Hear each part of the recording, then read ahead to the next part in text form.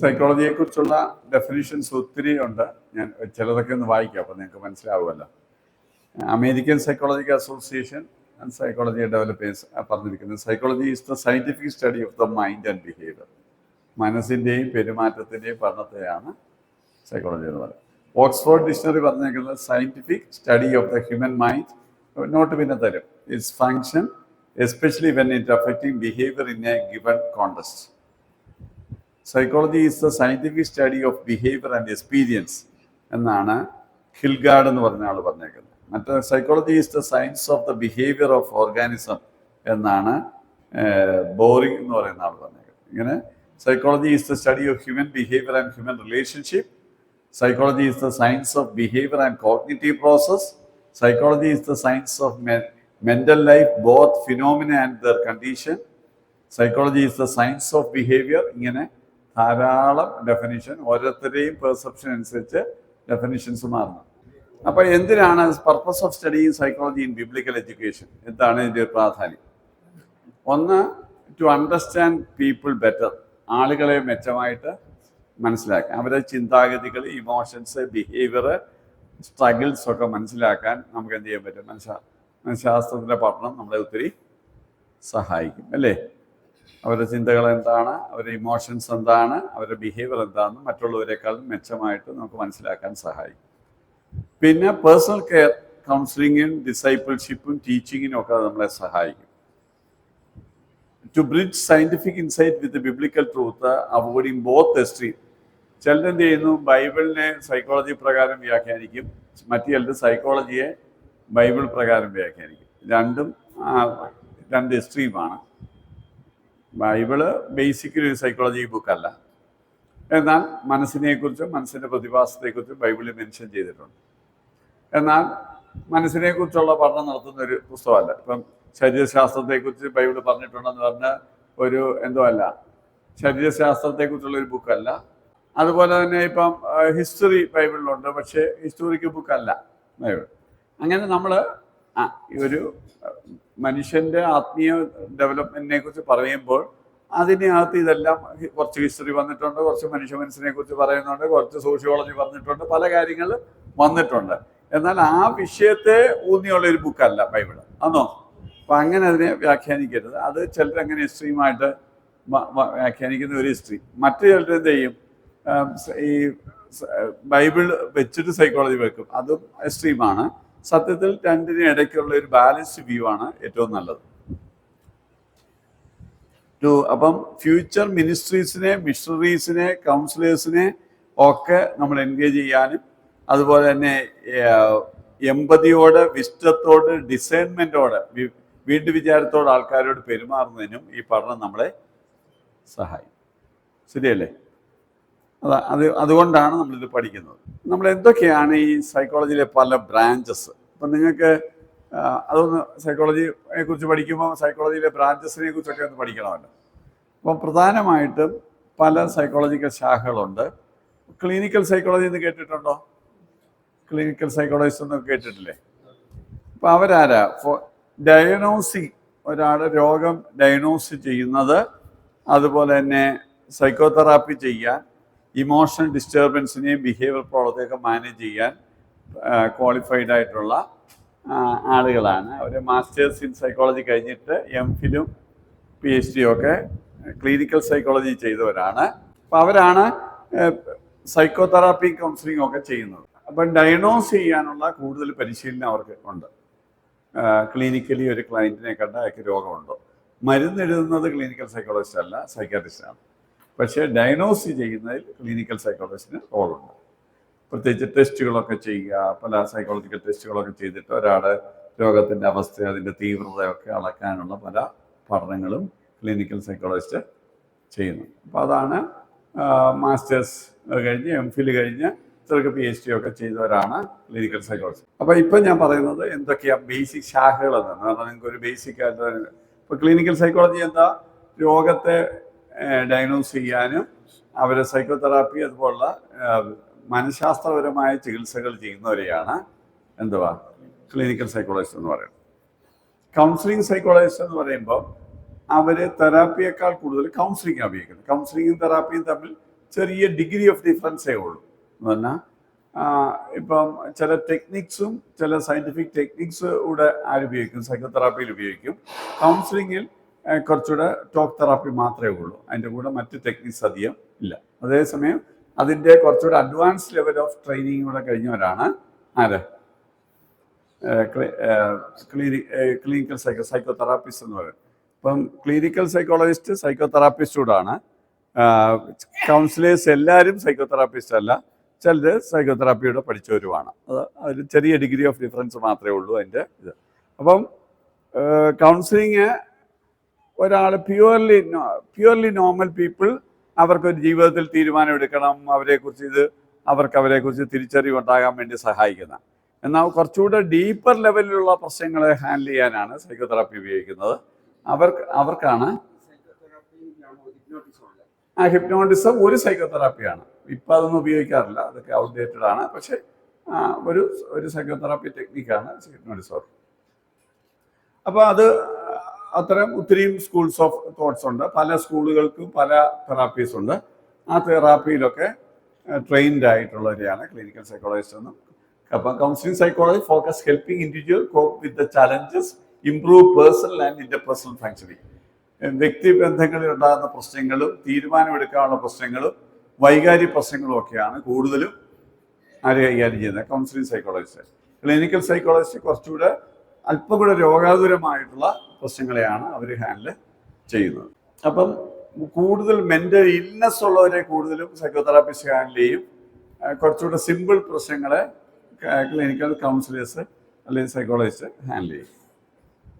ഇപ്പോൾ സ്കൂൾസിലും അതുപോലെ തന്നെ കമ്മ്യൂണിറ്റി സെൻറ്റേഴ്സിലും ഒക്കെയാണ് കൗൺസിലേഴ്സ് പ്രാക്ടീസ് ചെയ്യുന്നത്. മറ്റൊരു കൂടുതലും ക്ലിനിക്സിലോ സൈക്കാട്രിക് ഹോസ്പിറ്റലിലോ ഒക്കെ ആയിരിക്കും സൈക്കോതെറാപ്പിസ്റ്റുകൾ കൂടുതലും പ്രാക്ടീസ് ചെയ്യുന്നത്. മറ്റൊന്ന് ഡെവലപ്മെൻ്റൽ സൈക്കോളജിയാണ്.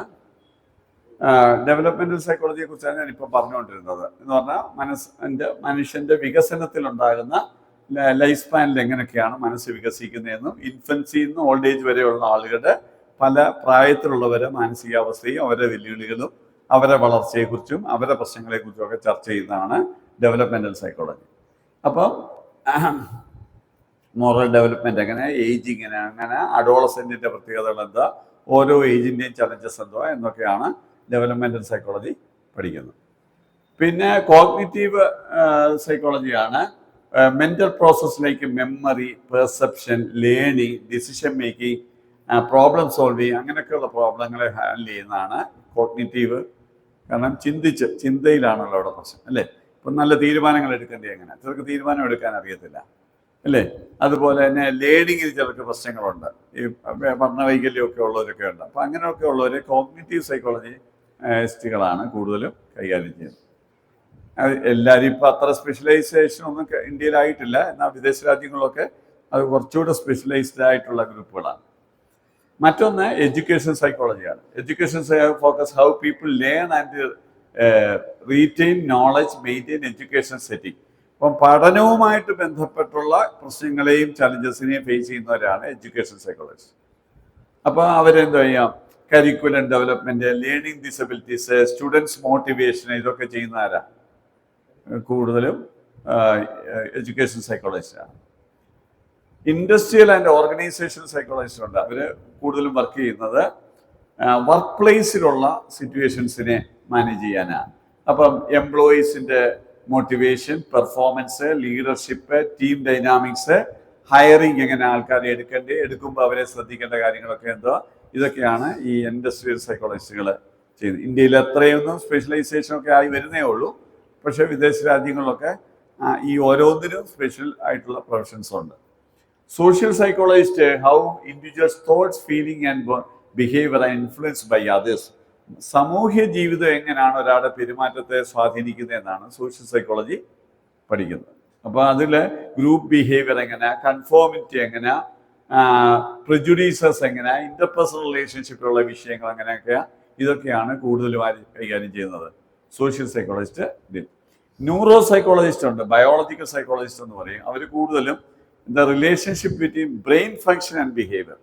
ബ്രെയിനകത്തെ ഫങ്ഷൻ്റെ ചില പ്രശ്നങ്ങൾ കൊണ്ടുണ്ടാകുന്ന ബിഹേവിയർ വിഷയങ്ങളെ ഹാൻഡിൽ ചെയ്യാനാണ് എന്തുവാ ബ്രെയിൻ സൈക്കോളജി അഥവാ ബയോളജിക്കൽ സൈക്കോളജി എന്ന് പറയുന്നത്. ഫോറൻസിക് സൈക്കോളജി ഉണ്ട്. ഫോറൻസിക് സൈക്കോളജി കൂടുതലും ക്രിമിനൽസിനെയും അതുപോലെ തന്നെ ഈ വിറ്റ്നസിൻ്റെ ടെസ്റ്റ് മണി ചെക്ക് ചെയ്യുക, അവരെ സൈക്കോളജിക്കലി ഒഫൻഡേഴ്സിനെ അസസ് ചെയ്യുക, ഇതൊക്കെ ചെയ്യുന്നതാണ് ഫോറൻസിക് സൈക്കോളജി. കാരണം ഈ ക്രിമിനൽസിൻ്റെ മനസ്സിനെ പഠിക്കുകയും അവരെ കറക്ഷൻ ചെയ്യേണ്ട കാര്യം, അവരെ എന്തുകൊണ്ട് അങ്ങനെ ചെയ്തെന്നും അവരെ എങ്ങനെ മാറ്റിയെടുക്കാമെന്നും ഒക്കെയുള്ള ഇതാണ് ഫോറൻസിക് സൈക്കോളജി ചെയ്യുന്നത്. അതുപോലെ തന്നെ കോടതിയിലൊക്കെ ചിലപ്പോൾ എന്ത് ചെയ്യും, ഇവരെ വിറ്റ്നസ് ചെയ്യുമ്പം വിറ്റ്നസ് പറഞ്ഞ് സത്യമാണോ എന്നൊക്കെ അറിയാനും ഒക്കെ ഈ ഫോറൻസിക് സൈക്കോളജിസ്റ്റാണ് കൂടുതൽ. ഓക്കെ, അതൊക്കെ അതിൻ്റെ ഒരു ഭാഗമാണ്. പിന്നെയുള്ള sports സൈക്കോളജിയാണ്. Psychological aspects of athletics, performance, motivation, recovery from injury എന്ന് പറഞ്ഞാൽ സ്പോർട്സ് ഫീൽഡിലുള്ളവരെ അവിടെ ഉണ്ടാകുന്ന പ്രശ്നങ്ങളെ അസസ് ചെയ്യാനും ഹെൽപ്പ് ചെയ്യാനാണ് സ്പോർട്സ് സൈക്കോളജി ഉള്ളത്. Experimental psychologist conducting control research to conduct basic psychological process. ലാബിലൊക്കെ ഇരുന്ന് ഇപ്പം പഠനം എങ്ങനെയാണ്, പഠനത്തിലുള്ള പ്രശ്നങ്ങൾ എങ്ങനെയാണ്, ലേണിംഗ് തിയറീസൊക്കെ ഡെവലപ്പ് ചെയ്തിരിക്കുന്നത് പ്രാക്ടിക്കലി ഒരു ലാബ് മോഡലിലാണ്. ഇപ്പം ലാബിൽ ഇരുന്നിട്ട് ടെസ്റ്റുകളൊക്കെ നടത്തിയാണ് എങ്ങനെ ഇപ്പം മൗസിന് അത് കൊടുത്തപ്പോൾ അത് പഠിച്ചു, അത് എങ്ങനെ എടുക്കാതിരുന്നു, എങ്ങനെ തിരുത്തി, ഇങ്ങനെയൊക്കെ മൃഗങ്ങളെയൊക്കെ പരിശീലിപ്പിക്കുന്ന ഒക്കെ അതുപോലുള്ള ഈ എക്സ്പീരിമെൻ്റൽ സൈക്കോളജിസ്റ്റുകൾ ഡെവലപ്പ് ചെയ്യുന്ന പല കാര്യങ്ങളാണ്. അപ്പോൾ പിന്നുള്ളതാണ് അബ്നോർമൽ സൈക്കോളജി. അബ്നോർമൽ സൈക്കോളജി എന്ത് ചെയ്യുന്നത്? Abnormal psychology is the branch of psychology that studies a typical pattern of behavior, emotion, thoughts which may or may not be understood as mental disorders. മാനസിക രോഗമെന്നുള്ള നിലയിലുള്ള വരുത്തുന്ന മാറ്റങ്ങളെ കുറിച്ചുള്ള പഠനമാണ്, രോഗാവസ്ഥയെക്കുറിച്ചുള്ള പഠനമാണ് അബ്നോർമൽ സൈക്കോളജി. അപ്പോൾ ഈ ക്രൈറ്റീരിയ ഫോർ ഡിഫൈനിങ് അബ്നോർമാലിറ്റി നമുക്ക് പല വെക്കാം. സോഷ്യലി അൺയൂഷ്വലായിട്ട് എല്ലാവരും പെരുമാറുന്ന പോലെ അല്ലാതെ വ്യത്യസ്തമായി പെരുമാറുന്നവരുണ്ട് അല്ലേ, അതാണ് ഡീവിയൻസ് എന്ന് പറയുന്നത്. പിന്നെ ഡിസ്ട്രസ് എന്ന് പറഞ്ഞാൽ പേഴ്സണൽ സഫറിങ്, വ്യക്തിപരമായ ജീവിതത്തെ ബാധിക്കത്തക്കവണ്ണം പെരുമാറുന്ന ഇതാണ് ഡിസ്ട്രസ് എന്ന് പറയുന്നത്. പിന്നുള്ളത് ഡിസ്ഫങ്ഷനാണ്, ഒരാളുടെ ഡെയിലി ലൈഫിനെ ബാധിക്കത്തക്കവണ്ണം അയാൾ ജീവിക്കുന്നു. മറ്റ് അബ്നോർമാലിറ്റി ഒന്നുമില്ല, പക്ഷെ ഡെയിലി ലൈഫിൽ എല്ലാവരെയും പോലെ അവർക്ക് ജീവിക്കാൻ പറ്റുന്നില്ല. കുറച്ചുകൂടെ ആൾക്കാരാണ് danger if the person risk ദെംസ്, അവരവരുടെ ജീവിതവും മറ്റുള്ളവരുടെ ജീവിതവും അവരുടെ പെരുമാറ്റം കൊണ്ട് ബാധിക്കപ്പെടുമ്പോഴാണ് അത് കുറച്ചുകൂടെ ഡേഞ്ചറസ് ആയിട്ടുള്ള ലെവലിലേക്ക് മാറുന്നത്. അപ്പോൾ ഇതൊക്കെയാണ് നമുക്ക്. അപ്പോൾ സൈക്കോപതോളജി is the branch of psychology that deals with the study of mental disorders.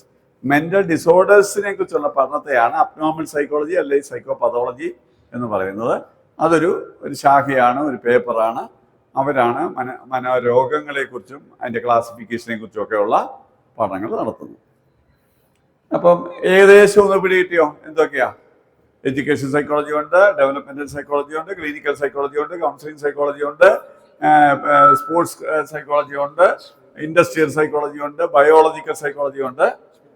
ഇങ്ങനെയുള്ള പ്രധാനപ്പെട്ട ചില കാര്യങ്ങൾ മനസ്സിലായി. പിന്നെ പ്രധാനമായിട്ടും 2 വിധത്തിലുള്ള ക്ലാസിഫിക്കേഷനാണ് ഉള്ളത്. മനോരോഗങ്ങളെ 2 ഇന്റർനാഷണൽ സ്റ്റാൻഡേർഡ് അനുസരിച്ചാണ് ക്ലാസിഫൈ ചെയ്തേക്കുന്നത്. ഒന്ന് DSM, diagnostic and statistical manual of mental disorders. മറ്റൊന്ന് international classification of disorder, ICD എന്നും DSM എന്നും. ഈ പറയുന്ന പിന്നീട് ഇപ്പൊ DSM എന്ന് പറയുന്നത് ഡയഗ്നോസ്റ്റിക് ആൻഡ് സ്റ്റാറ്റിസ്റ്റിക്കൽ മാനുവൽ. അത് വെച്ചാണ് ഒരു ലോകത്തെ മുഴുവൻ മെന്റൽ ഡിസോർഡറിനെ ഈ 2 മാനുവൽസ് വെച്ചാണ് സ്റ്റാൻഡർഡൈസ് ചെയ്തേക്കുന്നത്. ഏതൊക്കെയാ രോഗം, രോഗലക്ഷണം എന്ന് ക്ലാസിഫൈ ചെയ്തിട്ടുണ്ട്. അത് ഈ 2 ISD ഉണ്ട്, DSM ഉണ്ട്. ഈ 2-ലകത്ത് ഏതെങ്കിലും ഒരു ക്ലാസിഫിക്കേഷനാണ് മിക്ക ഡോക്ടേഴ്സും പ്രാക്ടീഷണേഴ്സും ഫോളോ ചെയ്യുന്നത്. മെമ്മറി ലോസ് എന്തുകൊണ്ടാണ് ഉണ്ടായെന്നുള്ളതാണ് പ്രശ്നം. ഓർഗാനിക് റീസൺ കൊണ്ടാണോ, ഡിമെൻഷ്യ കൊണ്ടാണോ? ഡിമെൻഷ്യ കൊണ്ട് അത്രയ്ക്ക് റിക്കവർ ചെയ്യാൻ പറ്റില്ല. കാരണം ഉള്ള പ്രശ്നം സെൽ ലോസ് ആണ്. ഡിമെൻഷ്യ എന്ന് പറഞ്ഞാൽ പ്രായമാകുമ്പോൾ സെല്ലുകൾ ചുരുങ്ങുകയോ സെല്ലുകൾ നഷ്ടപ്പെടുന്നത് കൊണ്ട് ഉണ്ടാകുന്ന ഇതാണ്. അതിൻ്റെ റേറ്റ് കുറയ്ക്കാനുള്ള മെഡിക്കേഷൻസ് ഒക്കെ അല്ലാതെ അധികം ഇമ്പ്രൂവ് ചെയ്യാൻ പറ്റത്തില്ല. എന്നാൽ സോഷ്യലൈസ് ചെയ്യുന്നവർക്കും ബ്രെയിൻ കുറച്ചൊക്കെ ഉപയോഗിക്കുകയും ചെയ്താൽ അതിൻ്റെ റേറ്റ് ഓഫ് ഇത് കുറയാം. ഇപ്പോൾ സോഷ്യലൈസ് ചെയ്യാതെ ഇപ്പം നമ്മുടെ കേരളത്തിൽ അത് ഒത്തിരി കൂടാൻ കാര്യം പ്രായമുള്ളവരൊന്നും ആരോടും ഇടപെടുന്നില്ല. അതുപോലെ തന്നെ ബ്രെയിൻ ഫങ്ഷൻ അവരെ എന്ത് ചെയ്തു, അമ്മച്ചി ഒന്നും ചെയ്യേണ്ട അപ്പച്ചനൊന്നും ചെയ്യേണ്ട എന്ന് പറഞ്ഞ് ചുമ്മാ അവിടെ ഇരിക്കുക, കഴിക്കുക, കിടക്കുക. അപ്പം ബ്രെയിൻ ഒന്നും ചെയ്യുന്നില്ല. അപ്പോൾ ഇതിപ്പോൾ ഏത് സാധനം ഉപയോഗിക്കാതിരുന്നാലും അത് യൂസ്ലെസ് ആകും. കാല് കുറച്ച് ദിവസം നടക്കാതിരുന്നേ പോവും, കൈ ഉപയോഗിക്കാതിരുന്നേ എന്തുപയോഗിക്കാതിരുന്നോ. അപ്പം ബ്രെയിനും എന്ത് ചെയ്യണം, ഉപയോഗിക്കണം. ആ ബ്രെയിൻ നമ്മൾ പലപ്പോഴും സഹായം എന്ന് വിചാരിച്ച് ഇവരെ എന്താ ഡിസ്ഫങ്ഷനിലാക്കുക അല്ലേ. ഇപ്പം എൻ്റെ അപ്പന് 90 years ഉണ്ട്. ഇപ്പോഴും ഒരു 3 ഡിജിറ്റ് ഏത് മൾട്ടിപ്ലിക്കേഷൻ പുള്ളി മനസ്സുകൊണ്ട് ചെയ്യും. ഫോണിൽ ഒരു ഫോൺ നമ്പർ റെക്കോർഡ് ചെയ്യാതെ എല്ലാവരെയും കുത്തിയാണ് വിളിക്കുന്നത്. എല്ലാവരുടെയും നമ്പർ കാണാപ്പാട് അറിയാം, കുത്തി വിളിക്കുന്നു. ഈസ് ഇൻ 90 ഈസിലി ആയിട്ട് എല്ലാവരുടെയും നമ്പർ ഓർത്ത് വിളിക്കും. അത് വിളിക്കുന്നുണ്ട്. ഇപ്പം നമ്മൾ ഓർക്കാത്ത എന്താ, നമ്മളാരുടെയും നമ്പർ പേരെടുത്ത് കുത്തി അങ്ങനെ വിളിച്ച് നമ്മളാരുടെയും നമ്മുടെ നമ്പർ പോലും ചിലപ്പോൾ നമ്മൾ മറന്നു പോകും. കാരണം നമ്മൾ ഉപയോഗിക്കുന്നില്ല. അതേസമയം ഒരാൾ സ്ഥിരമായിട്ട് ഉപയോഗിച്ചാൽ എന്ത് ചെയ്യും, പോകത്തില്ല. അപ്പം ഡിസ്യൂസ് അല്ല, ഉപയോഗമില്ലാത്തതെല്ലാം മരവിച്ചു പോകും, ചത്തുപോകും. ഉപയോഗിക്കുന്നതെല്ലാം ആക്റ്റീവ് ആകും. അതുകൊണ്ട് പ്രായമുള്ളവരെ നമുക്ക് അവരുടെ ബ്രെയിനൊക്കെ ഉപയോഗിക്കാം. ഇന്നലെ ഞാൻ 94 വയസ്സുള്ള ആള്, ഇന്നലെ ഒരു അമ്മച്ചി 95 വയസ്സ് മരിച്ചു. 95 വയസ്സ് രാവിലെയും ബൈബിള് വായിച്ച് ധ്യാനിച്ച് പത്രം വായിച്ചിട്ട് ടോയ്ലറ്റിൽ പോയി അവിടെ നിന്ന് മരിച്ചു. ഇന്നലെ എന്ന് പറഞ്ഞാൽ മരിച്ച ദിവസം രാവിലെയും 95-ാം വയസ്സിൽ രാവിലെ പത്രം വായിച്ചു, രാവിലെ ബൈബിൾ വായിച്ചു, പ്രാർത്ഥിച്ചു, എല്ലാ കാര്യങ്ങളും ഇത് നോർമലായിട്ട് ചെയ്തിട്ട് ടോയ്ലറ്റിൽ പോയി ഇരുന്ന് അവിടോട്ട് അങ്ങ് ചാരി മരിച്ചു. പിന്നെ കണ്ണ് കാണും, വായിക്കും, എല്ലാ കാര്യങ്ങളും നല്ലപോലെ. വീട്ടിൽ ആരെങ്കിലും വന്നാൽ കഴിഞ്ഞ ദിവസം മരിച്ചപ്പോൾ കൊച്ചുമോൻ പറഞ്ഞു, വീട്ടിൽ ഉറുമ്പനങ്ങിയാൽ അമ്മച്ചി അറിയാതെ അനങ്ങാൻ പറ്റത്തില്ല. കാരണം ഉറുമ്പനങ്ങിയാൽ അമ്മച്ചി സെൻസ് ചെയ്യുക, അത്രയ്ക്ക് sharp, even at the age of 95. മനസ്സിലായോ? അപ്പോൾ അങ്ങനെ ഉപയോഗിക്കുന്നവരൊക്കെ അത് ഉപയോഗിക്കുന്നുണ്ട്. പക്ഷെ യൂസ് ചെയ്യാതിരുന്നാൽ ഇതെല്ലാം ഉപയോഗശൂന്യമാകും. അതുകൊണ്ട് ഇത്തരം ചില കാര്യങ്ങളൊക്കെ നമ്മൾ ശ്രദ്ധിക്കണം. So mental disorders refers to A wide range of mental condition that affected mood, thinking, behaviour and daily function. മൂഡിനെയും ചിന്തകളെയും പെരുമാറ്റങ്ങളെയും daily ഫങ്ഷനെയും ബാധിക്കത്തക്കവണ്ണം നമ്മളെ ബാധിക്കുന്ന ചില രോഗങ്ങളെയാണ് മെന്റൽ ഡിസോർഡേഴ്സ് എന്ന് പറയുന്നത്. ഓക്കെ, ചിലത് മൂഡിനെയാണ് ബാധിക്കുന്നത്, ചിലത് തിങ്കിങ്ങിനെയാണ് ബാധിക്കുന്നത്, ചിലത് രണ്ടിനെയും ബാധിക്കും. അത് തിരിച്ചറിഞ്ഞാണ് നമ്മൾ അതിനെ കാണുന്നത്. സോ ലോകത്ത് 4-1 മനുഷ്യർക്ക് എന്തെങ്കിലും ഒരു മെന്റൽ ഡിസോർഡർ ലൈഫിൽ ഒരിക്കലെങ്കിലും വരും. 4-1. ഇന്ത്യയിലൊക്കെ ഇന്ന് കഴിഞ്ഞ ദിവസം വായിച്ച് 2-1 ജീവിതത്തിൽ ഏതെങ്കിലും ഒരു ഡിസോർഡർ വരാനുള്ള സാധ്യതയുണ്ട്. അത്രയ്ക്ക് ഹൈ പ്രിവാലൻസ് ഉണ്ട്. ചിലപ്പോൾ ആൻസൈറ്റി ആയിരിക്കും, ടെൻഷൻ ആയിരിക്കും, എന്തെങ്കിലും ഒരു കാര്യം വരാനുള്ള സാധ്യത ഉണ്ട്. അത്രയ്ക്ക് ഹൈ പ്രിവാലൻസ് ഉണ്ട്. അപ്പം ഗ്ലോബലി അത്രയ്ക്ക് ഹൈ പ്രിവാലൻസ് ഉള്ളൊരു പ്രശ്നമാണ് എന്ന് പറഞ്ഞാൽ തീവ്രമായ രീതിയിലായിരിക്കത്തില്ല, ചെറിയ രീതിയിലെങ്കിലും ഉണ്ടാകാൻ സാധ്യതയുണ്ട്. എന്തൊക്കെയാണ് മെന്റൽ ഡിസോർഡറിൻ്റെ? ഒന്ന് biological ഫാക്ടേഴ്സാണ്, genetical and biological factors. അപ്പം genetics, brain chemistry, hormonal imbalance. അപ്പം ഈ 3 കാരണങ്ങൾ കൊണ്ട് എന്തുണ്ടാകും? ബയോളജിക്കൽ ഫാക്ടേഴ്സ് കൊണ്ട് സൈക്കോളജിക്കൽ ഇഷ്യൂ ഉണ്ടാകും. ഇപ്പം സോഡിയം എന്ന് പറഞ്ഞ ഒരാൾ അബ്നോർമലായിട്ട് ബിഹേവ് ചെയ്യും. സിമ്പിൾ. തൈറോയിഡിൻ്റെ ഇതൊന്ന് കൂടിയാൽ മതി, എന്ത് ചെയ്യും? കുറഞ്ഞാലും കൂടിയാലും ഹൈപ്പർ തൈറോയിഡിസം ആയാലും മൂഡ് ചേഞ്ച് വരും. ശരിയല്ലേ? മെനോപോസ് വരുമ്പോഴത്തേക്ക് മിക്കവരെയും മൂഡ് മാറും, കാരണം ഹോർമോൺ ചേഞ്ച് വരിക. ഇപ്പം 10-ൽ 1-1.5 ആളുകൾ പ്രസവാനന്തരമുള്ള ഡിപ്രഷനിൽ കൂടെ കടന്നു പോകുന്നു. 10 പ്രസവത്തിൽ ഒരാളെങ്കിലും ഇപ്പം ഡിപ്രഷൻ വരുന്നുണ്ട്, പോസ്റ്റ് പാർട്ടം ഡിപ്രഷൻ. അത്രയ്ക്ക് കോമണാണ്. അപ്പം 10 പ്രസവങ്ങളിൽ ഒരു കൊച്ചെങ്കിലും കൊച്ചു പ്രസവിച്ച് കഴിയുമ്പോൾ എന്തെയും കൊച്ചിനെ നോക്കത്തില്ല, പാല് കൊടുക്കത്തില്ല, കരച്ചില്, മൂഡൗട്ട്, ഇതൊക്കെ പ്രസവം വരെ ഒരു കുഴപ്പമില്ലായിരുന്നു. പ്രസവാനന്തരം ഇങ്ങനെ വരുന്ന പോസ്റ്റ് പാർട്ടം ഡിപ്രഷൻ. അപ്പം സ്ത്രീകൾക്ക് ഈ പോസ്റ്റ് പാർട്ടം ഡിപ്രഷനും ഹോർമോൺ ചേഞ്ചും പിന്നെ ഈ സമയത്ത് മെനോപോസുമായിട്ടുള്ള ബന്ധപ്പെട്ട് ഇപ്പോൾ ഒരു 45-നും 52 ഇടയ്ക്കുള്ള നല്ലൊരു ശതമാനം ആളുകളുടെയും സ്വഭാവത്തിന് വ്യത്യാസമുണ്ട്. പറഞ്ഞാൽ അതുവരെ ഉണ്ടാകുന്ന നേച്ചറിന് പെട്ടെന്ന് സ്വെറ്റിങ് വരുന്നു. ഹോർമോൺ ചേഞ്ച് കൊണ്ട് sweating, hot flashes, mood out, irritability, ഇങ്ങനെയുള്ള പല പല പരിപാടികളിലും പെട്ടെന്ന് മാറ്റം വരുന്നു. അപ്പോൾ ഇതൊക്കെ നമ്മൾ മനസ്സിലാക്കിയില്ലെങ്കിൽ നമ്മൾ വിചാരിക്കും സ്വഭാവമായി ഈയുടെ നല്ല കൊച്ചായിരുന്നു, ഈയുടെ അവിടെ അഹങ്കാരിയായി തീർന്നു എന്നൊക്കെ വിചാരിക്കും. ഹോർമോൺ ചേഞ്ച് കൊണ്ട് അവർക്ക് പോലും കൺട്രോൾ ചെയ്യാൻ പറ്റത്തില്ല.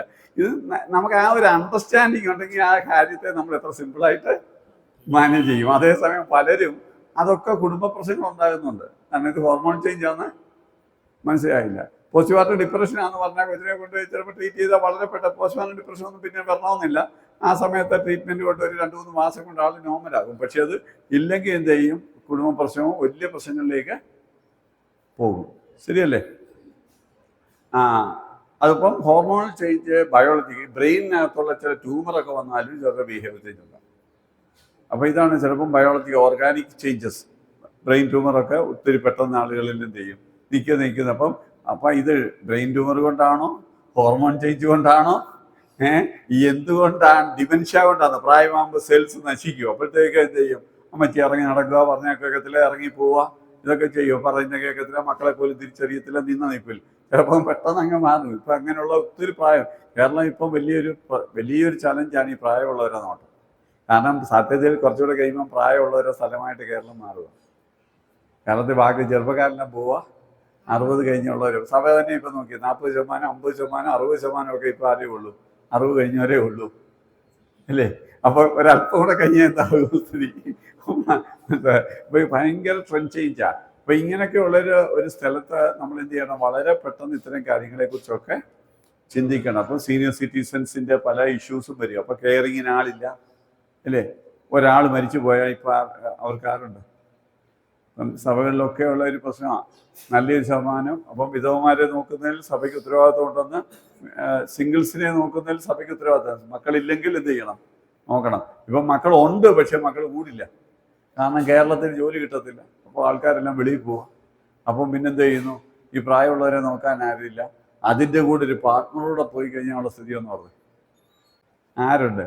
മരിച്ചു കഴിഞ്ഞ് ഒരാഴ്ച കഴിഞ്ഞ് മാറ്റം വെക്കുമ്പോഴേ ആൾക്കാർ അറിയുന്നത്. കാരണം ഒറ്റയ്ക്ക് താമസിക്കുന്ന പലരും ഒന്നും സംഭവിച്ചാൽ അവിടേക്ക് ആര് കയറ്റി മധുരം കെട്ടി പട്ടിയെ വളർത്തി എല്ലാം കൂടെ നീക്കുക, ആരും അവിടേക്ക് കയറി പോകുന്ന പോലും ഇല്ല. പഴയ അങ്ങനെയല്ലല്ലോ, അപ്പുറത്ത് ഇപ്പുറത്ത് 4 പേര് എപ്പോഴും കയറി ഇറങ്ങുന്നതുകൊണ്ട് എന്തെങ്കിലും സംഭവിച്ചാൽ അറിയും. ഇപ്പം നമ്മൾ തന്നെ ഒറ്റപ്പെടുത്തി അങ്ങനെ ജീവിക്കുക. അപ്പം ഇങ്ങനെയുള്ളവർ അത് ജനമൈത്രി പോലീസൊക്കെ കുറച്ചെങ്കിലും ശ്രദ്ധിക്കുന്നുണ്ട്. അവർ വ്യത്യാസമുണ്ട് കേട്ടോ. ഇനി ഞാൻ രാവിലെ 12 പോലീസ് സ്റ്റേഷനിൽ നിന്ന് ഒരു 25 വർഷം മുമ്പേ ആ പോലീസ് സ്റ്റേഷനിൽ പോകുന്ന ഇപ്പോഴും തമ്മിൽ നമ്മൾ വീട്ടിൽ മരുമോൻ അമ്മായിമ്മയെ കാണാൻ ചെന്നതിനേക്കാളും വലിയ ട്രീറ്റായിരുന്നു. രാവിലെ എന്നെ ഫുഡൊക്കെ കഴിപ്പിച്ച് ഭയങ്കര സംസാരിച്ച് ഭയങ്കര എല്ലാവരും ഒന്ന് ഫ്രണ്ട്ലി ആയിട്ടൊക്കെ വെച്ച് എന്തോ ഒരു വലിയ അറ്റ്മോസ്ഫിയർ ആണെന്നറിയാമോ. നമുക്ക് അവിടുന്ന് വിട്ടുപോരാൻ തോന്നുന്നില്ല, അത്രയ്ക്ക് നല്ല അറ്റ്മോസ്ഫിയർ. ഞാൻ പറഞ്ഞ ഒരു പഴയ കാലത്ത്, അപ്പം ഞാൻ തന്നെ പറഞ്ഞു, പഴയ കാലത്ത് പോലീസ് എന്ന് പറഞ്ഞാൽ ആൾക്കാർക്ക് പേടിയൊക്കെ ഉള്ളിടത്ത് ഇന്ന് സ്ത്രീകൾക്കും ഒക്കെ കുഞ്ഞുങ്ങൾക്ക് പോലും എന്ത് ചെയ്യും, പോലീസ് സ്റ്റേഷനിലെ കാണാൻ പോകാന്നൊക്കെ പറഞ്ഞ് സ്റ്റുഡൻസ് പോലീസൊക്കെ വന്നേ പിന്നെ പോലീസിനെയൊക്കെ എന്ത് ആളുകൾ പിള്ളേർക്കൊക്കെ ഭയങ്കര ഫ്രണ്ട്ലിയാണ്. അപ്പോൾ അവരൊക്കെ പോയി ഭയങ്കര ജനമൈത്രി പോലീസൊക്കെ വീട്ടിൽ ചെന്ന് അപ്പത്തിനും അമ്മച്ചിയൊക്കെ നോക്കുകയൊക്കെ ചെയ്തപ്പോഴത്തേക്ക് ദ ഹോൾ അറ്റ്മോസ്ഫിയർ ചേഞ്ച് ചെയ്തു. പ്രത്യേകിച്ച് ഹൈലി എഡ്യൂക്കേറ്റഡ് ആയിട്ടുള്ള, പ്രത്യേകിച്ച് സ്ത്രീകളുടെ സാന്നിധ്യങ്ങളെ പോലീസ് സ്റ്റേഷൻ വന്നതോടെ മൊത്തം അന്തരീക്ഷം അങ്ങ് മാറി, ഒരു വീട് പോലെ ആയി. അത് ഭയങ്കര മാറ്റം നമുക്കത് നല്ലപോലെ ഫീൽ ചെയ്യും കേട്ടോ. കാരണം പകുതിയോളം സ്ത്രീകളാണ്. അപ്പോൾ അവരുള്ളപ്പം ആ മൊത്തം ആണുങ്ങളുടെ ബിഹേവിയറും എന്ത് ചെയ്തു, കുറച്ച് മയമായി മൊത്തം ഒരു ഹോംലി അറ്റ്മോസ്ഫിയർ ആയിട്ട് പോലീസ് സ്റ്റേഷനൊക്കെ മാറി. അതുകൊണ്ട് പിള്ളേർക്കും ഒരു പേടിയൊന്നുമില്ല, കള്ളന്മാർക്കും പേടിയില്ല. അവിടെ ഇപ്പോൾ അവിടെ എല്ലാം ഇത് വെച്ചേക്കുക, ക്യാമറ വെച്ചേക്കുക. അവിടെ ഇടിക്കുകയോ ചീത്ത വിളിക്കുകയോ എല്ലാം അപ്പോഴേ പോലീസ് കംപ്ലൈൻറ്റ് അതോറിറ്റി കിട്ടും. അതുകൊണ്ട് എന്ത് ചെയ്യും, മൊത്തം പേടിയാണ്. ഞാൻ പറഞ്ഞത് ഗുണമുണ്ട് ദോഷമുണ്ട്, പക്ഷെ മൊത്തമായിട്ടൊരു അന്തരീക്ഷത്തിൽ വലിയ മാറ്റം. അപ്പം ഞാൻ പറഞ്ഞു വന്നത് നമ്മുടെ സീനിയർ സിറ്റിസൺ നമ്മുടെ സഭയുടെ കെയറിങ്ങിൻ്റെ ഭാവിയിലെ ഒരു വലിയ ചലഞ്ചാണ്. ഇപ്പോഴേ പ്ലാൻ ചെയ്യണം. അതുകൊണ്ട് തന്നെ നമ്മുടെ ആറ്റിറ്റ്യൂഡ് മാറണം. ഇപ്പോൾ നമ്മുടെ വീട് വിട്ട് മാറത്തില്ല, ഒറ്റയ്ക്കേ ഉള്ളൂ. പക്ഷേ എങ്ങോട്ട് വരും, ചത്താ വിട്ടില്ല. കാരണം ഒരു കട്ടിലേ കിടന്നിട്ടുള്ളൂ, ഒരു മുറിയിലേ കിടന്നിട്ടുള്ളൂ. ഇപ്പോഴത്തെ പിള്ളേർക്ക് ആ സ്വഭാവമില്ല. അവർ എത്ര മുറി കിടന്നിട്ടുണ്ട്, എത്ര കട്ടിലേ കിടന്നിട്ടുണ്ട്, എത്ര വീട്ടിൽ പോയിട്ടുണ്ട്.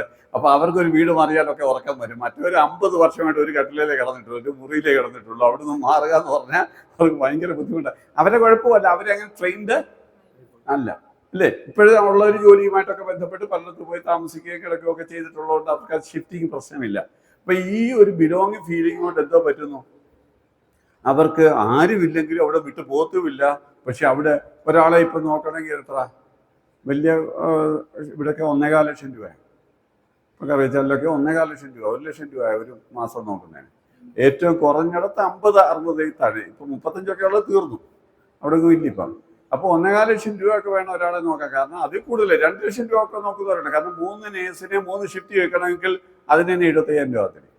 75,000 രൂപ വെച്ച് 3 നേഴ്സിന് 3 ഷിഫ്റ്റ് ആകുമ്പോൾ 75,000 രൂപ. അപ്പോൾ പേഴ്സണൽ നേഴ്സ് 3 ഷിഫ്റ്റ് വെച്ചിട്ട് 75,000 രൂപ. ബാക്കി എല്ലാ ട്രീറ്റ്മെന്റും റൂമും AC എല്ലാം കൂടെ സൗകര്യം വരുമ്പോഴത്തേക്ക് 1-2 ലക്ഷം രൂപ. ഒരു 2 ലക്ഷം രൂപ കൊടുത്ത് ഒരാളെ നോക്കണമെങ്കിൽ ആരുടെ സാമ്പത്തികം നോക്കിയേ. ഞാൻ പറയാം, ഇതാ പെട്ടെന്ന് നമ്മളൊക്കെ ചിന്തിക്കാൻ വയ്യാത്തവണ്ണ എല്ലാ കാര്യങ്ങളുടെയും ട്രെൻഡൊക്കെ മാറുക. റിയാലിറ്റി ഭയങ്കര വ്യത്യാസം, ഭയങ്കര. അപ്പൊ ഇതൊന്നും പഴയ ആളുകൾക്ക് 2 ലക്ഷം വല്ല ചത്താലും കുഴപ്പമില്ല, 2 ലക്ഷം രൂപ ഞാൻ ചത്തുപോകാൻ വെറുതെ കാശ് മുടക്കണ്ടെന്ന് പറയും. കാരണം അവർക്ക് പണത്തോടുള്ള ഇപ്പൊ പണത്തോടുള്ള മനുഷ്യന്റെ മനോഭാവത്തിന് ഭയങ്കര വ്യത്യാസം. കാരണം 500, 1000, 2000 രൂപ ഒക്കെ ശമ്പളം വാങ്ങിച്ചിട്ടുള്ളവരെ കൊച്ചുമക്കളായപ്പോഴത്തേക്ക് 2 ലക്ഷമായി, 10 ലക്ഷമായി, 15 ലക്ഷം രൂപ മാസം കിട്ടുന്നവരുണ്ട് ആ വീട്ടില്. അപ്പൊ ഈ 15 ലക്ഷം രൂപയുടെ മൂല്യക്കാരും 2000 രൂപയുടെ പണത്തെ കുറിച്ചുള്ള മൂല്യം ഒന്നാണ്. അത് ഒരു വീട്ടിൽ തന്നെ ഇവർ രണ്ടുപേരുമുണ്ട്.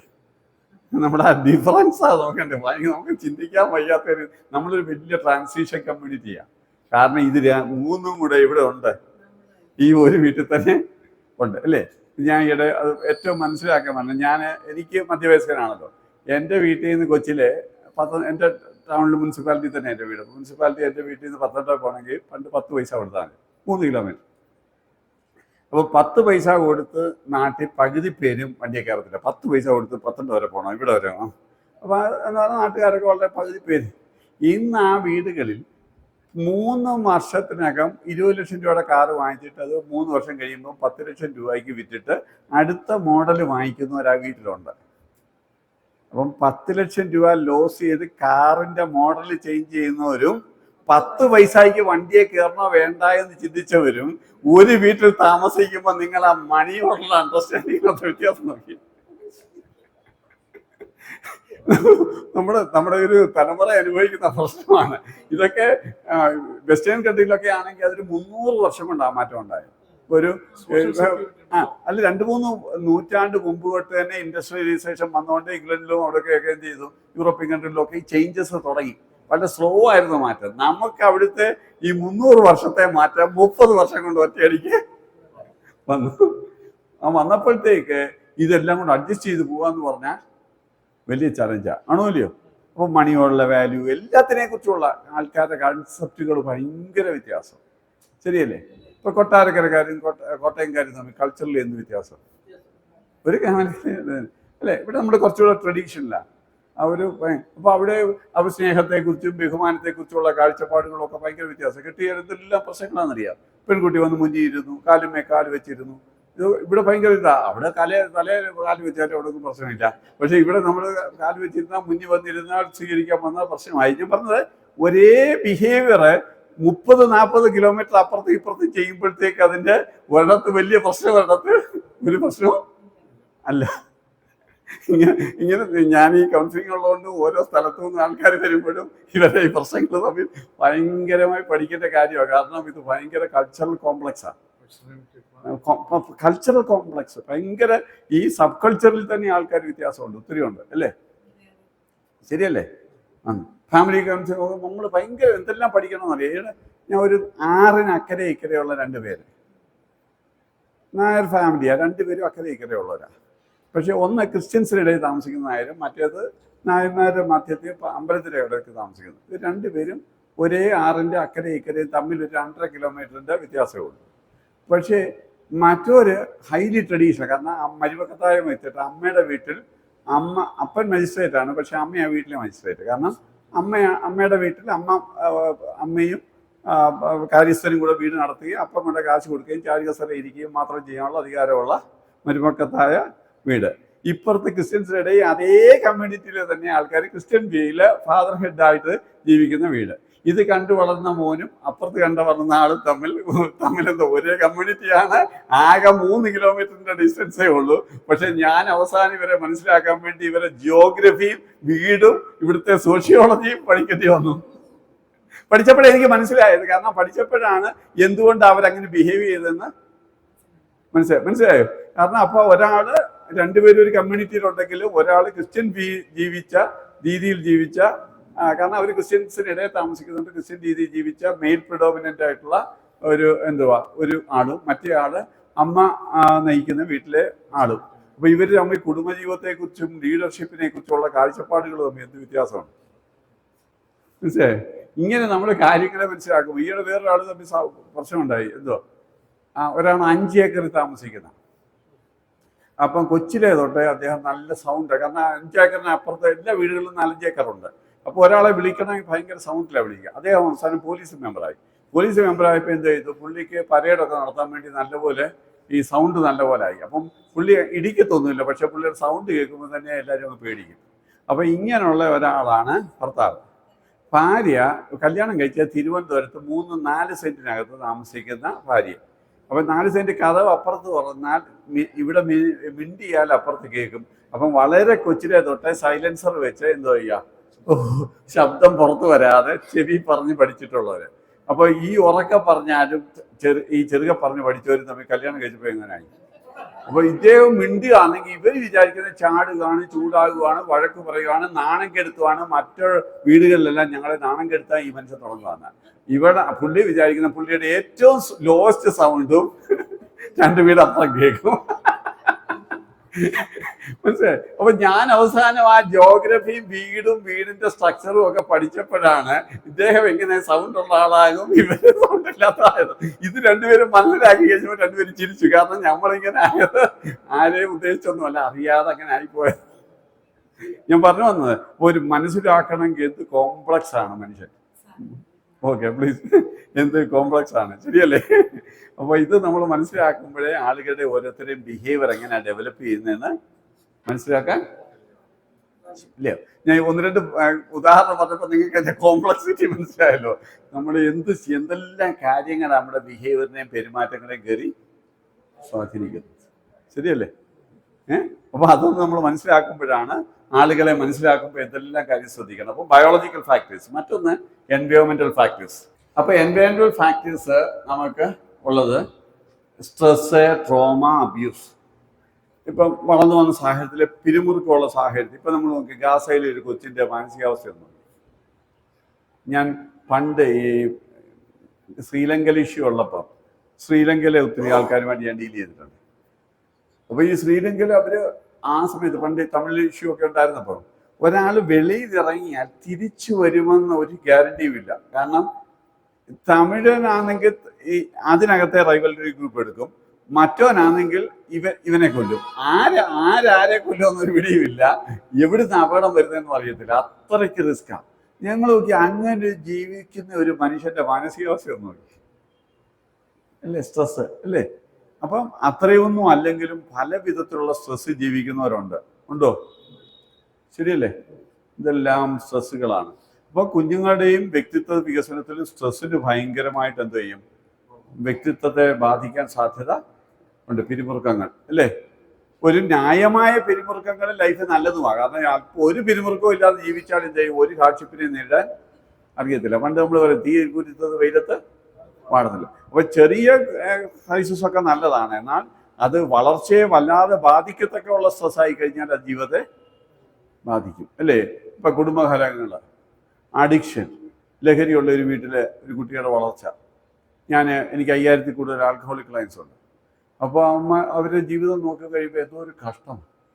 കാരണം ആ കുട്ടികൾക്ക് സ്വസ്ഥത, വീടെന്ന് പറയുന്ന ലോകത്തിലെ ഏറ്റവും സുരക്ഷിത സ്ഥലമാണ്, പക്ഷേ ആ സ്ഥലമാണ് ഏറ്റവും വലിയ അരക്ഷിത സ്ഥലം, അല്ലേ? വൈകിട്ടത്തെ കാര്യം എങ്ങനെ ആകും എന്നുള്ള പേടിയാണ്.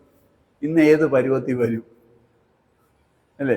സാധാരണ പിള്ളേരെ അപ്പനും അമ്മയുമാണ് കൺട്രോൾ ചെയ്യേണ്ടത്. ഇവിടെ അപ്പ കുടിക്കാതെ വരണേ എന്ന് മോൻ ആരോട് പറയാ? 5 വയസ്സുള്ള കുഞ്ഞുങ്ങളൊക്കെ അപ്പനോട് പറയാ, അമ്മയെ അടിച്ചല്ലേ എന്ന് 5 വയസ്സുള്ള ഒരു കൊച്ച് 35 വയസ്സുള്ളവനോട് പറയേണ്ട ഗതികേട്. അപ്പൊ നിങ്ങൾ ആ അന്തരീക്ഷം ഒന്ന് ആലോചിച്ച് പോയി, ശരിയല്ലേ? ഒരാൾ കുടിച്ച് അൾസർ പിടിക്കും, മറ്റേ ആൾ എന്ത് ചെയ്യും? ഇന്ന് അച്ചാച്ചൻ എപ്പം വരും, ഏത് വരുമെന്ന് ആലോചിച്ച് അൾസർ പിടിക്കും. അപ്പോൾ ഒരാൾ കുടിച്ച് അൾസർ പിടിച്ചു, മറ്റേ ആൾ വിചാരപ്പെട്ട് അൾസർ പിടിച്ചു. രണ്ടുപേരെയും വ്യത്യാസമൊന്നുമില്ല, അല്ലേ? ശരിയാണ്. അപ്പം ഇതുപോലുള്ള ഒത്തിരി സംഘർഷങ്ങളിൽ ജീവിക്കുന്നവരുണ്ട്. കുടുംബകാര്യങ്ങള്, രോഗങ്ങള്, അല്ലേ? മറ്റ് ഒത്തിരി കലാമിറ്റീസ്. അപ്പോൾ ഒത്തിരി സ്ട്രെസ്സസ് നമ്മുടെ ലോകത്ത് ഇപ്പോൾ ഉണ്ട്. അത് പഴയതിനേക്കാൾ വളരെ കൂടുതലാണ്. മറ്റൊന്ന്, ഇതൊക്കെ പങ്കുവെക്കാനുള്ള കുഷ്യൻസ് പണ്ട് എന്തായിരുന്നു, ഒത്തിരി ഇതുണ്ടായിരുന്നു. അതെല്ലാം ഇപ്പം കുറഞ്ഞു, അല്ലേ? പണ്ട് ഒറ്റയ്ക്കല്ലല്ലോ ഒരു വിഷമം ഉണ്ടാകുന്നത്, അല്ലേ? ഞാൻ ഈ തീരദേശത്തൊക്കെ ഒത്തിരി യാത്ര ചെയ്തിട്ടുണ്ട്. തീരദേശം വളരെ സിമ്പിളാണ്. ഒരു കല്യാണം കഴിക്കണം, ഒരു പ്രശ്നമില്ല. എല്ലാവരും കൂടി 1000 രൂപ, 100 ഫാമിലി ഉണ്ടെങ്കിൽ, അല്ലെങ്കിൽ 200 ഫാമിലി ഉണ്ടെങ്കിൽ 2000 രൂപ വെച്ചെടുക്കുമ്പോൾ 2 ലക്ഷം രൂപ ആയി. കൊച്ചിന് കല്യാണം നടന്നു. അടുത്ത ആൾക്ക് 2000 രൂപ മതി. ഈ കല്യാണം വരുമ്പോൾ ഇവരങ്ങോട്ട് കൊടുക്കും, ഇങ്ങോട്ട് കൊടുക്കും. ഇവരെല്ലാം എന്താ ചെയ്യുക, ഭയങ്കര ഈ തീരദേശ ലൈഫ് ഭയങ്കര നോക്കണം. ഭയങ്കര നല്ല രസമായിരുന്നു സ്റ്റഡി കഴിയുക. ഭയങ്കരമായിട്ട് എല്ലാം ഷെയർ ചെയ്യുക. അപ്പോൾ അവിടെ ഒറ്റയ്ക്ക് ഒരാൾക്കൊരു പ്രശ്നം ഇല്ല. നിന്റെ പ്രശ്നം ഞങ്ങളുടെ എല്ലാം കൂടെ പ്രശ്നമാണ്. എല്ലാവരും കൂടെ കൂടുമ്പോൾ, 1000 പേര് കൂടുമ്പോൾ ഇതൊന്നും ഒരു പ്രശ്നമേ അല്ല. എന്ത് സിമ്പിളായിട്ടാണ് പ്രശ്നങ്ങളെ കൈകാര്യം ചെയ്യുന്നത്. ഞാൻ ഈ സുനാമി ഉണ്ടായപ്പോൾ 1 വർഷത്തോളം ഞാൻ ആലപ്പുഴ തൊട്ട് കരുനാഗപ്പള്ളി വരെ ഇങ്ങനെ ഒരു വർഷം മുഴുവൻ ഇങ്ങനെ സ്ഥിരമായിട്ട് പോകുമായിരുന്നു. അവരോട് ഈ മരിച്ച വീടുകളിലെല്ലാം ഞാൻ സ്ഥിരം യാത്ര ചെയ്യുകയും അവരുടെ ട്രോമയിലൊക്കെ പങ്കെടുക്കുമായിരുന്നു. അപ്പോൾ വളരെ അവരെ ലൈഫ് സ്റ്റൈൽ ഞാൻ പഠിച്ചപ്പോഴാണ് ഭയങ്കരമായ ഇതാണ്. ഒരു സ്ട്രെസ്സും ഇല്ല, ഭയങ്കര സിമ്പിളായിട്ടാണ് ജീവിക്കുക. കാരണം അവരന്നുള്ള അവരാ വിശ്വാസമാണ് ജീവിക്കുന്നത്. ഇന്ന് പോയി കിട്ടുക, ഇന്ന് ജീവിക്കുക, നാളെ പോയി കിട്ടുക എന്നുള്ള പ്രതീക്ഷയെ ജീവിക്കുക. മനസ്സിലായേ? ഇങ്ങനെ വളരെ സിമ്പിളായി ജീവിക്കുന്ന ഒരു സമൂഹം. പക്ഷെ അവർ തമ്മിലുള്ള ഐക്യതയും ഒരുമയും ഭയങ്കര നമ്മൾ കണ്ടു പഠിക്കേണ്ടതാണ്. പഴയ കാലത്ത് വിശ്വാസികൾ ജീവിച്ച പോലെയാണ്, 1-ാം നൂറ്റാണ്ടിലെ വിശ്വാസികൾ ജീവിച്ച പോലെ നമുക്കുള്ളതെല്ലാം എല്ലാവർക്കും ഉള്ളതാണെന്നുള്ള പങ്കുവെച്ച് ജീവിക്കുക. അപ്പം അതൊക്കെ ഇപ്പൊ കുറഞ്ഞു വരിക. മറ്റൊന്ന്, ട്രോമാസ്, ലൈഫിൽ ട്രോമാസ് ഉണ്ടാകുക, ഏതെങ്കിലും വല്ലാത്ത ആഘാതങ്ങൾ ഉണ്ടാകുക, അല്ലേ? ഒരാളുടെ മരണം, ദുരന്ത മരണങ്ങള്, മറ്റു കാര്യങ്ങളൊക്കെ ഉണ്ടായിക്കഴിഞ്ഞാൽ ഒരു വീട്ടിലെ മൊത്തം അന്തരീക്ഷവും വല്ലാതെ, അല്ലേ? വല്ലാത്ത ട്രോമാസ്, കുടുംബനാഥൻ മരിച്ചു, അല്ലെങ്കിൽ സിക്കായി, അല്ലെങ്കിൽ ഒരാൾക്ക് മാനസിക രോഗം വന്നു, എന്തൊക്കെ വരുമ്പോഴത്തേക്ക് ആ കുടുംബത്തിൻ്റെ അന്തരീക്ഷം മുഴുവൻ തകരും. ശരിയല്ലേ? അപ്പോൾ അതുപോലുള്ള കാര്യങ്ങൾ ട്രോമാസ്. മറ്റൊന്ന്, അബ്യൂസ് പല വിധത്തിലുണ്ട്. സൈക്കോളജിക്കൽ അബ്യൂസ് ഉണ്ട്, ഫിസിക്കൽ അബ്യൂസ് ഉണ്ട്, സെക്ഷൽ അബ്യൂസ് ഉണ്ട്, വെർബൽ അബ്യൂസ് ഉണ്ട്. ഇതുപോലുള്ള ഒത്തിരി അബ്യൂസുകളുണ്ട്. ഈ അബ്യൂസുകൾ കഴിഞ്ഞ ദിവസം ഞാൻ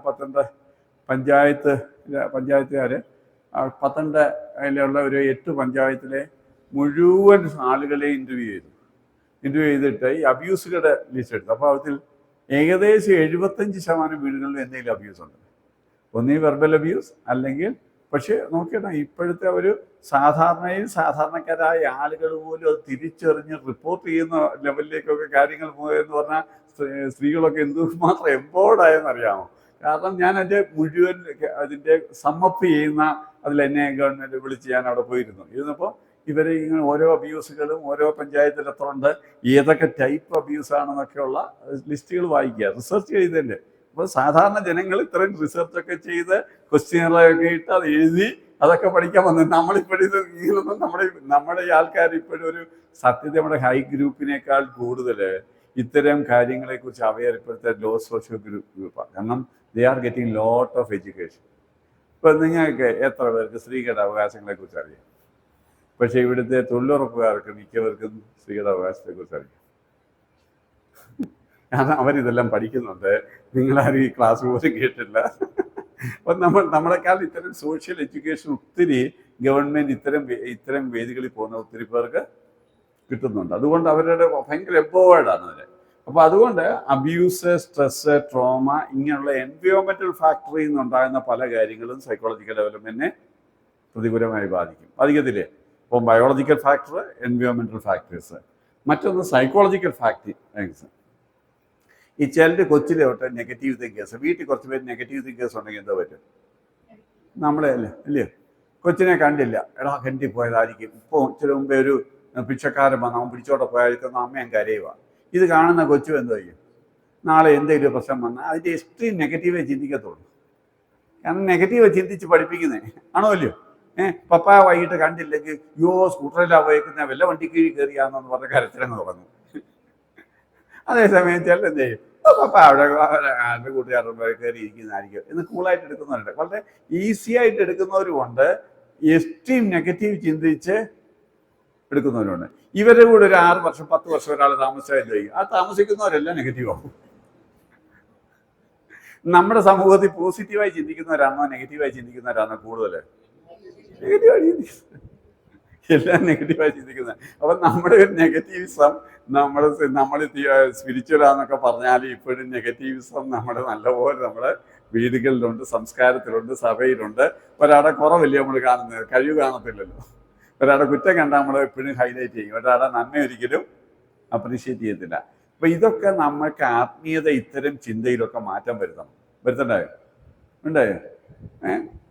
കൊരിന്ത്യരെയൊക്കെ പൗലോസ് എന്തോ ഒരു റഫായിട്ട്, പക്ഷെ അപ്പോഴും എന്ത് നിന്നെ കൊണ്ട് പല പോസിറ്റീവ് പറയുന്നുണ്ട് അല്ലേ?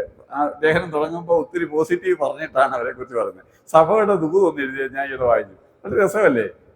ആദ്യം എന്ത് ചെയ്യും, നിങ്ങൾ അവരെ ഒത്തിരി ഗുണങ്ങൾ പറഞ്ഞിട്ടാണ് അവസാനം നിനക്ക് ഈ ഒരു കുറവ് ഉണ്ടെന്ന് പറയുന്നത്.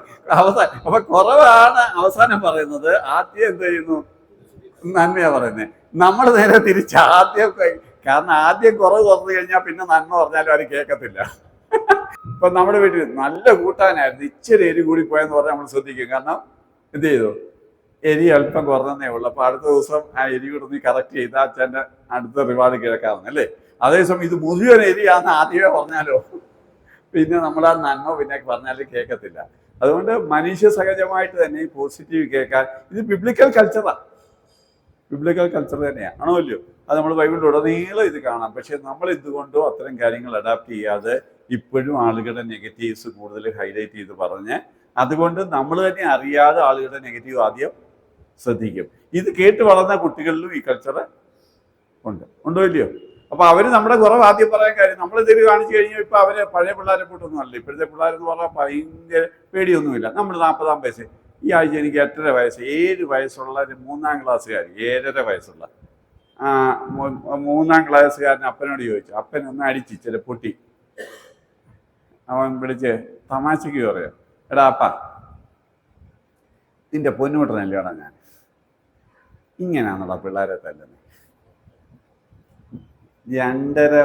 2ാം ക്ലാസ്സിൽ പഠിക്കുന്ന 7.5 വയസ്സുള്ള മുഖത്ത് നോക്കി ചോദിച്ചോ, നിങ്ങൾക്ക് വിശ്വസിക്കാൻ പറ്റുമോ? നമ്മുടെ പഴയ കാലത്ത് 40 വയസ്സുള്ള ഒരാൾ അപ്പനോടൊക്കെ ചോദിക്കും. മറ്റൊന്ന്, കഴിഞ്ഞ ദിവസം ഒരു അപ്പൻ വേറെ തന്നെ വരുത്തിയാണെങ്കിൽ അപ്പനും അമ്മയോട് വഴക്കുണ്ടായിട്ട് അമ്മ പേഴ്സ് എടുക്കാതെ അങ്ങ് പോയി. ഈ കൊച്ചിന് മനസ്സിലായി അമ്മ പേഴ്സ് എടുക്കാതെ. അപ്പം ടിക്കറ്റ് ബസ്സിൽ കയറുമ്പോൾ എങ്ങനെ പോകുന്നു? ഈ കൊച്ചങ്ങ് വ്യാകുലപ്പെട്ടു. അല്പം കൂടെ കഴിഞ്ഞപ്പോൾ അപ്പനെ വിളിച്ച് ചോദിച്ചു, ഇങ്ങനെയാണോ ഭാര്യ ഭർത്താവും ജീവിക്കേണ്ടത്? വയസ്സാവനെ 7. നിങ്ങളുടെ ആ ബ്രെയിനിന്റെ ചിന്ത മാറ്റമുണ്ട്. അത്തരം ഷാർപ്പ് ക്വസ്റ്റ്യനാണ് പിള്ളേർ ചോദിക്കുന്നതെന്ന്. ഈ പിള്ളേർ ഞാൻ കൈകാര്യം ചെയ്യേണ്ടതല്ലാതെ നിങ്ങളുടെ പഴയ കാലത്തുള്ള പിള്ളേരല്ല. ഭയങ്കരമായിട്ട് നമുക്ക് ചിന്തിക്കാൻ വയ്യാത്ത വണ്ണം എന്ത് ചെയ്യും ഉള്ള ചോദ്യങ്ങൾ ചോദിക്കും. ഭയങ്കര സൂപ്പർ ചോദ്യങ്ങൾ. ഇന്നലെ ഒരു 3.5 വയസ്സുള്ള ഒരു കൊച്ചിന്റെ ചോദ്യം കേട്ട് ഞെട്ടിപ്പോയി. 3.5 വയസ്സുള്ള കൊച്ചുങ്ങളൊക്കെ ഭയങ്കര വീട്ടിൽ എന്നോട് ഫാമിലി പ്രോബ്ലമൊക്കെ വരുമ്പോൾ ഇപ്പോൾ 3.5-4 വയസ്സുള്ള പിള്ളേരെ ഞാൻ അടിച്ചു വരുത്തും. മൊത്തം വീട്ടിലെ കഥകളും പറയും മൊത്തം. അപ്പൊ എന്തൊരു ഇല്ല, ഇത് സ്പോഞ്ച് ഒപ്പിയെടുക്കുന്ന പോലെ നടക്കുന്ന മുഴുവൻ ഒപ്പിയെടുത്തിട്ട് നമ്മളോട് 1 മണിക്കൂർ എന്നോടിരുന്ന് വീട്ടിലെ കാര്യം പറയുന്ന 4 വയസ്സുകാരിക്കും. വീട്ടിൽ നടക്കുന്ന മുഴുവൻ സംഭവങ്ങളും എന്നോട് വന്ന് ഇവരെ വിളിച്ച് കേൾച്ചാൽ മതി, കള്ളത്തരമൊന്നുമില്ലാതെ കൃത്യ സംഭവം കിട്ടും. അപ്പൊ നമ്മൾ വിചാരിക്കും 4 വയസ്സുള്ള കൊച്ച് എന്തോ പിടികിട്ടും, മൊത്തം പിടിച്ചെടുക്കുന്നുണ്ട്. അത് നല്ല എന്നോട് മനസ്സിലാകുന്ന രീതിയിൽ നല്ല വ്യക്തമായിട്ട് അത് വിശദീകരിച്ച് തരാൻ കൊച്ചിനറിയാം. അപ്പൊ നിങ്ങൾ പഴയ 4 വയസ്സുകാരെ പിള്ളേരുമായിട്ടൊന്നും ഇപ്പോഴത്തെ പിള്ളേരെ കണക്കാക്കരുത്. ഭയങ്കര ഷാർപ്പാണ്. ഈ കുഞ്ഞുങ്ങളെയാണ് നമ്മൾ എന്ത് ചെയ്യേണ്ടത്? കൈകാര്യം ചെയ്യേണ്ടത്. അപ്പോൾ സൈക്കോളജിക്കൽ, അപ്പം നെഗറ്റീവ് തിങ്കിങ്, ഈ കോഗ്നിറ്റീവ് ഡിസ്റ്റോർഷൻ, ചിന്തിക്കുന്നത് തന്നെ പ്രോപ്പർ അല്ല ചിന്തി. ഇപ്പം ഇന്നൊരു പത്രം വായിച്ചു, ഒരു വീട്ടിൽ കള്ളൻ കയറി. രാത്രിയായപ്പോൾ ഈ കള്ളൻ നമ്മുടെ വീട്ടിലേക്കാണ് കയറുന്നത്. ഇത്രയും ചിന്തിച്ചാൽ മതി രാത്രി സ്വസ്ഥത പോകാൻ. എന്ത് ചെയ്ത പേഴ്സണലൈസിങ് എന്ന് പറഞ്ഞാൽ 2 പേര് തമ്മിൽ സംസാരിക്കുക, എൻ്റെ കാര്യം പറ്റുമെന്ന് അവൻ പറഞ്ഞു. ഇത്രയും ചിന്തിച്ചാൽ മതി, പിന്നെ അന്നത്തെ സ്വസ്ഥത പോകും. ശരിയല്ലയോ? ഇത് ഒരു തിങ്കിങ് ഡിഫക്റ്റാണ് എന്ന് പറഞ്ഞാൽ വല്ലവരും എങ്ങാണ്ട് നടന്ന കാര്യവും നമ്മളുമായിട്ട് കൂട്ടിക്കെട്ടി ചിന്തിക്കുമ്പോഴത്തേക്ക് പ്രശ്നമാകും അല്ലേ? എക്സാജറേഷൻ ഉണ്ട്. ഒരു കയ്യിലൊരു മുഴ കണ്ടു, ഡോക്ടറെ കൊണ്ട് കാണിച്ചു, കുഴപ്പമൊന്നുമില്ല, സെബേഷ്യസ് ഇല്ല. എന്നാൽ ഇത് ക്യാൻസർ ആകുമോ? അപ്പം തുടങ്ങി ചിന്തിച്ച് സ്വസ്ഥത കളയുക. ഡോക്ടർ പറഞ്ഞിട്ട് വിശ്വസിക്കത്തില്ല, പിന്നെ എന്താ ചെയ്യും? എന്നാലും ഇങ്ങനെ എക്സാജറേറ്റ് ചെയ്യുക, ഉള്ള പ്രശ്നത്തെ ഉള്ളതിനേക്കാൾ ഊതി വീർപ്പിച്ച് കാണുക, പേഴ്സണലൈസ് ചെയ്യുക, അൺറിയലിസ്റ്റിക്. എല്ലാവരും എന്നെ ചെയ്യും, എന്നെക്കുറിച്ച് ആരും നെഗറ്റീവായിട്ട്, യേശുക്രിസ്തുവായിട്ട് ജീവിച്ചാലും നടക്കത്തില്ല. കർത്താവിനെ കുറിച്ച് എന്തെല്ലാമാണ് പറഞ്ഞത്. അപ്പൊ എത്ര വിശുദ്ധമായിട്ട് ജീവിച്ചാലും ആളുകൾ തെറ്റിദ്ധരിച്ചെന്നിരിക്കും. എല്ലാവരും എന്നെ സ്നേഹിക്കണം, എല്ലാവരും നല്ലത് പറയണം, എപ്പോഴും നല്ലത് സംഭവിക്കണം, ഇതുപോലെ നടക്കുന്ന കാര്യമാണ്. അതല്ല ജീവിതം. അപ്പം റിയൽ ലൈഫ് ജീവിക്കാൻ വേണ്ടി പിള്ളേരെ ട്രെയിൻ ചെയ്യണം. എന്നാൽ രാത്രി ഉണ്ടെങ്കിൽ പകലുണ്ട്, ഉണ്ടോ? പ്രഭാതം ഉണ്ടെങ്കിൽ പ്രദോഷമുണ്ട്, യൗവനം ഉണ്ടെങ്കിൽ വാർദ്ധക്യമുണ്ട്, ജനനം ഉണ്ടെങ്കിൽ മരണമുണ്ട്, ലാഭം ഉണ്ടെങ്കിൽ നഷ്ടമുണ്ട്, അടുപ്പം ഉണ്ടെങ്കിൽ അകൽച്ചയുണ്ട്. നമ്മളെ അഭിനന്ദിക്കുന്നവരും ആരാധകരുടെ എണ്ണം കൂടുന്നതനുസരിച്ച് ഇപ്പുറത്തോടെ ശത്രുക്കളുടെ എണ്ണം കൂടുമോ ഇല്ലയോ? കൂടും. ഇത് രണ്ടും കൂടെ ബാലൻസ് ചെയ്യാൻ അറിയാവുന്നവർക്ക് ലോകത്ത് ജീവിക്കാൻ, ഇതാ ജീവിതം ആണോ? ഇത് രണ്ടും കൂടെ ഉള്ളതാണ് ജീവിതം. ഈ രണ്ടുമുള്ള ജീവിതത്തിൽ ജീവിക്കാനാണോ പിള്ളേരെ നമ്മൾ ഒരുക്കുന്നത്? അതോ ഈ അൺറിയലിസ്റ്റിക് ആയിട്ടുള്ള ഒരു യാഥാർത്ഥ്യം മാത്രമാണ്, ഒരു പോസിറ്റീവ് സൈഡ് മാത്രമാണ് ജീവിതം എന്ന് ചിന്തിക്കുന്നതാണോ? കൊച്ചുങ്ങളെ കരയും, നോന്നൊന്ന് പറയും, വിഷമിക്കും, അതിനെന്താ കുഴപ്പം? ചത്തൊന്നും പോത്തില്ല, ഒന്ന് ഇച്ചിരി കരഞ്ഞിട്ടൊക്കെ മാറിക്കോളൂ. അത് കുറേ കൊച്ചിനെ കരയിപ്പിക്കരുത്, ഒന്നും വിഷമിക്കരുത്, എപ്പോഴും തെളിഞ്ഞിരിക്കണം, ഇതൊന്നും യാഥാർത്ഥ്യമല്ല. അതൊന്നും യാഥാർത്ഥ്യ ജീവിതവും അല്ല, ആണോ? അപ്പൊ റിയലിസ്റ്റിക് ആയിട്ടുള്ള ലൈഫ് ജീവിക്കാൻ അറിയാത്ത പിള്ളേരൊക്കെ എന്ത് ചെയ്യും? വലിയ തിങ്കിങ് പ്രശ്നത്തിൽ ചെന്ന് ഇത് വീട്ടിൽ ഇങ്ങനെ ചിന്തിച്ച് പഠിച്ചു കഴിഞ്ഞാൽ അറിയാതെ ഈ ചിന്ത എന്ത് ചെയ്യും? ഇന്നത്തെ കാലത്ത് ആരെയും വിശ്വസിക്കരുത്, ആരെയും ഇത്രയും വലിയ അപകടകരമായ ചിന്തയുണ്ട്. വിശ്വസിക്കാൻ ലോകത്ത് ജീവിക്കാൻ പറ്റുമോ? ഒരുത്ത് ഞാൻ ഇന്ന് ബസ്സിൽ കയറിയെന്ന് വിചാരിക്കുക, ബസ്സിൽ കയറിയ ഡ്രൈവറെ ഞാൻ ടെസ്റ്റ് ചെയ്തിട്ടാണ് കയറുന്നത്. ഇവൻ എന്നെ ഇപ്പൊ കള്ളുപിടിച്ചിട്ടില്ല, അവൻ സുബോധമുള്ളവനാ, ഉറങ്ങത്തില്ല, അങ്ങോട്ട് എത്തിക്കുമെന്നുള്ള വിശ്വാസത്തിൽ ഇരിക്കുക. അല്ല, നമ്മളിതൊന്നും ടെസ്റ്റ് ചെയ്യാൻ പറ്റത്തില്ല. പറ്റുമോ? ഓപ്പോസിറ്റിൽ കൂടെ ഒരു വണ്ടി വരിക, നമ്മൾ ചെല്ലുമ്പോൾ എന്താ, അവൻ നമ്മളെ കാണുമ്പോൾ മാറിപ്പോവെന്ന് വിശ്വസിച്ച് നമ്മളങ്ങ് ഓടിക്കുക. അല്ലാതെ നമുക്കിതെല്ലാം വിശ്വസിച്ചുകൊണ്ട് അവിശ്വസിച്ച് കഴിഞ്ഞാൽ നമുക്ക് വെളിയിൽ ഇറങ്ങാനും പറ്റത്തില്ല. ഉച്ചയ്ക്ക് ഉണ്ണുന്ന, ഞാൻ ഇപ്പൊ വന്ന വഴിക്ക് ഒരു ഹോട്ടലിൽ നിന്നാണ് കഴിച്ചേ, ഇതിനെക്കുറിച്ചെല്ലാം ചിന്തിച്ചുകൊണ്ടിരുന്നാൽ എന്താ പറ്റും? കഴിക്കാൻ പറ്റുമോ? ഇങ്ങനെ. അപ്പൊ നമ്മൾ ഒത്തിരി ലൈഫ്, അപ്പൊ വിശ്വസിച്ചാലുള്ള അബദ്ധത്തിന്റെ 100 ഇരട്ടിയാണ് എല്ലാവരും അവിശ്വസിച്ചാലുള്ള ജീവിത പ്രശ്നം. ആണോ? ഈ ജീവിതത്തിൽ മൊത്തം വിശ്വസിച്ചാൽ ഉണ്ടാകുന്ന അബദ്ധത്തിന്റെ 1000 ഇരട്ടിയാണ് നിങ്ങൾ എല്ലാവരും അവിശ്വസിച്ചാലുള്ള പ്രശ്നം. പക്ഷെ നമ്മൾ എന്ത് ചെയ്യും? ഒറ്റപ്പെട്ട സംഭവങ്ങൾ ജനറലൈസ് ചെയ്യും. ഒരു ചെറുക്കൻ പ്രേമിച്ചു, അവൻ അങ്ങിട്ടിട്ട് പോയി. ആ ചെറുക്കൻ ചതിയനാന്ന് മനസ്സിലായി. അതിന് പകരം ചെല്ലം എന്ത് ചെയ്യും? ഈ ആണുങ്ങൾ മുഴുവൻ ചതിയന്മാരാ, ഈ പെണ്ണുങ്ങൾ മുഴുവൻ വിശ്വസിക്കാൻ കൊള്ളാത്തവരാ. ഇന്നത്തെ കാലത്ത് ഒരാൾ കാശ് കൊടുത്തു തന്നില്ല, ഇന്നത്തെ കാലത്ത് ആരും കാശ് കൊടുത്ത് തരത്തില്ല. ഇങ്ങനെയൊക്കെ നമ്മൾ ചുമ്മാ വീട്ടിൽ നിന്ന് അങ്ങ് പറയുക. ഇത് കേൾക്കുന്നവരെന്താ ചെയ്യും? ചിന്തിക്കാത്തവരെന്താ? ഇവരറങ്ങിയെടുക്കും. എന്തുവാ? ഇന്നത്തെ കാലത്ത് ആരെയും തുണിയെ പോലും വിശ്വസിക്കരുത്. അപ്പോൾ ഇത്രയും കേട്ടാൽ മതി, ലൈഫ് പോയെന്ന് ഈ ഒരു ചിന്താഗതി വന്നാൽ മതി, ലൈഫ് അങ്ങ് പോയി. കാരണം നമ്മൾ തിങ്കിങ്ങിലെ ഒരു വലിയ വിഷമാണ് കുത്തി വെക്കുന്നത്. ബ്രെയിൻ എന്ന് പറഞ്ഞാൽ ഇതൊരു കമ്പ്യൂട്ടർ, അതിനകത്ത് കിട്ടുന്ന വൈറസുകളൊക്കെയാണ് ഇതൊക്കെ. ഈ ഒറ്റ വൈറസ് മതി ഒരാളുടെ ജീവിതം നശിപ്പിക്കാൻ. ശരിയല്ലേ? അപ്പൊ നമ്മൾ ഇത്തരം നമ്മുടെ വാക്കുകളും പെരുമാറ്റങ്ങളും ഒക്കെ വളരെ ശ്രദ്ധിക്കണം. ഒരാളുടെ ജീവിതത്തെ കുഴപ്പമുണ്ടാക്കുന്നതൊന്നും നമ്മുടെ വായിൽ നിന്നും പ്രവൃത്തിയിൽ നിന്നും വരാതിരിക്കാൻ ശ്രദ്ധിക്കണം. കാരണം ഇതുപോലുള്ള കാര്യങ്ങളൊക്കെ ഒരാളുടെ ജീവിതത്തെയും തിങ്കിങ്ങിനെയൊക്കെ നാളെ അപകടം പിടിച്ച അവസ്ഥയിൽ കൊണ്ട് ഇത്രയൊക്കെ നമ്മൾ ഈ വാക്കുകൾ പറയുമ്പോൾ ശ്രദ്ധിക്കാറുണ്ടോ? പെരുമാറുമ്പോൾ ശ്രദ്ധിക്കാറുണ്ടോ? പക്ഷെ അതിൻ്റെ ഇമ്പാക്റ്റ് ഒക്കെ നോക്കിയേ, കുറച്ചു കാലം കേട്ട് കഴിയുമ്പോൾ എന്ത് ചെയ്യും? ഇത് വലിയ പ്രശ്നമായിട്ട് മാറും. അപ്പോൾ സൈക്കോളജിക്കൽ ഫാക്ടേഴ്സ് ലൈഫിനെ ബാധിക്കും. പിന്നെ സോഷ്യൽ ഫാക്ടേഴ്സ്, ഫാമിലിയുടെ ഡൈനാമിക്സ്, ഏത് വീട്ടിലാണ് ജനിച്ചത്, അവിടുത്തെ ബന്ധങ്ങൾ, ഇതൊക്കെ ഒരു കുട്ടിയുടെ വ്യക്തിത്വ വികസനത്തെ വല്ലാതെ പോസിറ്റീവായിട്ടും നെഗറ്റീവായിട്ടും ബാധിക്കത്തില്ലേ? പിന്നെ സോഷ്യോ എക്കണോമിക് സ്റ്റാറ്റസ്, സാമ്പത്തികമായി പിന്നോക്ക അവസ്ഥയിൽ ജീവിച്ച ഒരാൾക്ക്, ഇപ്പം നമ്മളൊരു നല്ല പണമുള്ള വീട്ടിൽ, എല്ലാ സൗകര്യത്തിൽ, സമൂഹത്തിൽ സ്റ്റാറ്റസ് ഉള്ള വീട്ടിൽ കിട്ടുന്ന ആ കുട്ടിയുടെ സെൽഫ് എസ്റ്റീം പോലെ അന്നൊരു പാവം പിടിച്ച വീട്ടിലെ കുട്ടിക്ക് അവർക്ക് പല അണ്ടർ പ്രിവിലേജസ് ഉണ്ട്, അല്ലേ? താഴ്ചയിലുണ്ട്, അവഗണനയുണ്ട്. അതൊക്കെ കുട്ടിയെ ബാധിക്കും. ജാതിപരമായ, നമ്മുടെ സംസ്ഥാനത്ത് ജാതിപരമായ വിവേചനങ്ങൾ, അല്ലേ? സാമ്പത്തികമായ വിവേചനങ്ങൾ. കോളനി താമസിക്കുന്ന ഒരു കുട്ടി അല്ലാത്ത കുട്ടിയുടെ സ്റ്റാറ്റസ് ഒന്നാണോ സമൂഹം വീക്ഷിക്കുന്നതെന്നാണോ? അവനെന്താ ചെയ്തിട്ട് അവരവിടെ ജനിച്ചു പോയി. പക്ഷെ അതവൻ്റെ വ്യക്തിത്വത്തെ എന്ത് ചെയ്യും? ബാധിക്കാൻ സാധ്യതയുണ്ട്, അല്ലേ? അവൻ ജീവിച്ച എൻവയോൺമെന്റ്, ഒരു കോളനിയിലെ സംസ്കാരമായിരിക്കും മറ്റൊരിടത്തെ സംസ്കാരം, അല്ലേ? ഓരോ സോഷ്യോ എക്കണോമിക് ഗ്രൂപ്പിനും സബ് കൾച്ചേഴ്സിനും ഓരോ കാര്യം ശരി, ചിലടത്ത് തെറ്റാ, ചിലർക്ക് തെറ്റ് ശരിയാണ്. ശരിയല്ലേ? ആണോ? അപ്പൊ നമ്മൾ ഓരോ മനുഷ്യരെയും മനുഷ്യന്റെ കാര്യങ്ങൾ എടുക്കുന്നതിനെയൊക്കെ വിലയിരുത്തണമെങ്കിൽ എന്ത് ചെയ്യണം? വളരെ വിശാലമായിട്ട് കാണണം, അല്ലേ? ഈയിടെ ഞാനൊരു 13 വയസ്സുള്ള കൊച്ചു പ്രസവിച്ചു, സ്കൂൾ കുട്ടി. അപ്പൊ ഞാൻ ആ കുട്ടിയെ നാളെ രാവിലെ കുട്ടിയോടൊപ്പം കാണണം. അപ്പൊ ഞാനൊന്ന് കുട്ടികളുടെ കോടതിയിലെ ഒരു മജിസ്ട്രേറ്റ് റോളൊക്കെ ഉണ്ടായിരുന്നു. അപ്പൊ ഞാൻ ആ കുട്ടിയെ കാണണം. അപ്പൊ ഞാൻ ആ രാത്രി ഭയങ്കര ട്രോമയിൽ കൂടെ കടന്നുപോയി. 13 വയസ്സുള്ള ഒരു കുഞ്ഞിനെയും കൊണ്ടിരിക്കുന്നു. ഇതിനെ എങ്ങനെ അതിനെങ്ങനെ ഞാൻ ഫേസ് ചെയ്യും, എന്തോ പറയും എന്നൊക്കെ. ഞാൻ ചെന്നപ്പം കൊച്ചു വളരെ പാവക്കുട്ടിയെ നമ്മളൊരു ടോയ് വാങ്ങിച്ച് കിട്ടിയ സന്തോഷത്തിൽ കൊച്ചു ഭയങ്കര എക്സൈറ്റഡ് ആയിട്ടിരിക്കുക. എനിക്ക് മനസ്സിലായില്ല. അപ്പോൾ അവരെ വീട്ടുകാർ ഞാൻ കൊച്ചിനെ ഗവൺമെന്റിന് വേണ്ടി ദത്തെടുത്ത് കൊടുക്കാൻ വേണ്ടിയാ അതിനെ ഏറ്റെടുക്കാൻ തയ്യാറായിരുന്നു. കുഞ്ഞ് കൊണ്ടുപോകണ്ട, ഗവൺമെന്റ് ഏറ്റെടുക്കാന്ന് പറഞ്ഞു. പക്ഷെ അവള് കൊച്ചിനെ തന്നില്ല. ഞങ്ങൾ വളർത്തിക്കോളാം, വീട്ടുകാർ പറഞ്ഞു ഞങ്ങൾ വളർത്തിക്കോളാം. പക്ഷെ അത് ലോ സോഷ്യോ എക്കണോമിക് ഗ്രൂപ്പ് ആയതുകൊണ്ട് ഒരു കുഞ്ഞ് പ്രസവിച്ചതോ ആ കുഞ്ഞിനെ തള്ളിക്കളയുന്നതോ അല്ലെ ആ കുഞ്ഞിനെ വളർത്തുന്നതോ വലിയ സ്റ്റിഗ്മ ഇല്ല. നിങ്ങൾ മനസ്സിലായി? അതൊരു മിഡിൽ ക്ലാസ് കമ്മ്യൂണിറ്റിയിൽ ആ ഒരു 13 വയസ്സുള്ള കൊച്ചു പ്രസവിക്കുക, ആ വീട്ടുകാരുടെ ആറ്റിറ്റ്യൂഡ് ഇങ്ങനെ ആയിരിക്കും. അതുകൊണ്ട് ആ കൊച്ചു വളരെ കംഫർട്ടബിൾ ആയിട്ട് അവിടെ ആ വീട്ടിൽ ജീവിച്ചു. അത് വേറൊരു അവസ്ഥയിലായിരുന്നു ആ കൊച്ചിനെ കൊന്നു കളഞ്ഞത്. മനസ്സിലായി? അപ്പൊ ഞാൻ പറഞ്ഞ ഓരോ സമൂഹങ്ങളും കാര്യങ്ങളും എടുക്കുന്നത് ഭയങ്കര ഡിഫറൻ്റ് ആയിട്ടാണ്. അല്ലാതെ നമ്മുടെ കേരളത്തിൽ എന്ത് സബ് ഗ്രൂപ്പുകളുണ്ടെന്ന് അറിയാം. ഓരോരുത്തരും ഓരോ ബിഹേവിയറിനെ കാണുന്നവരുമല്ല.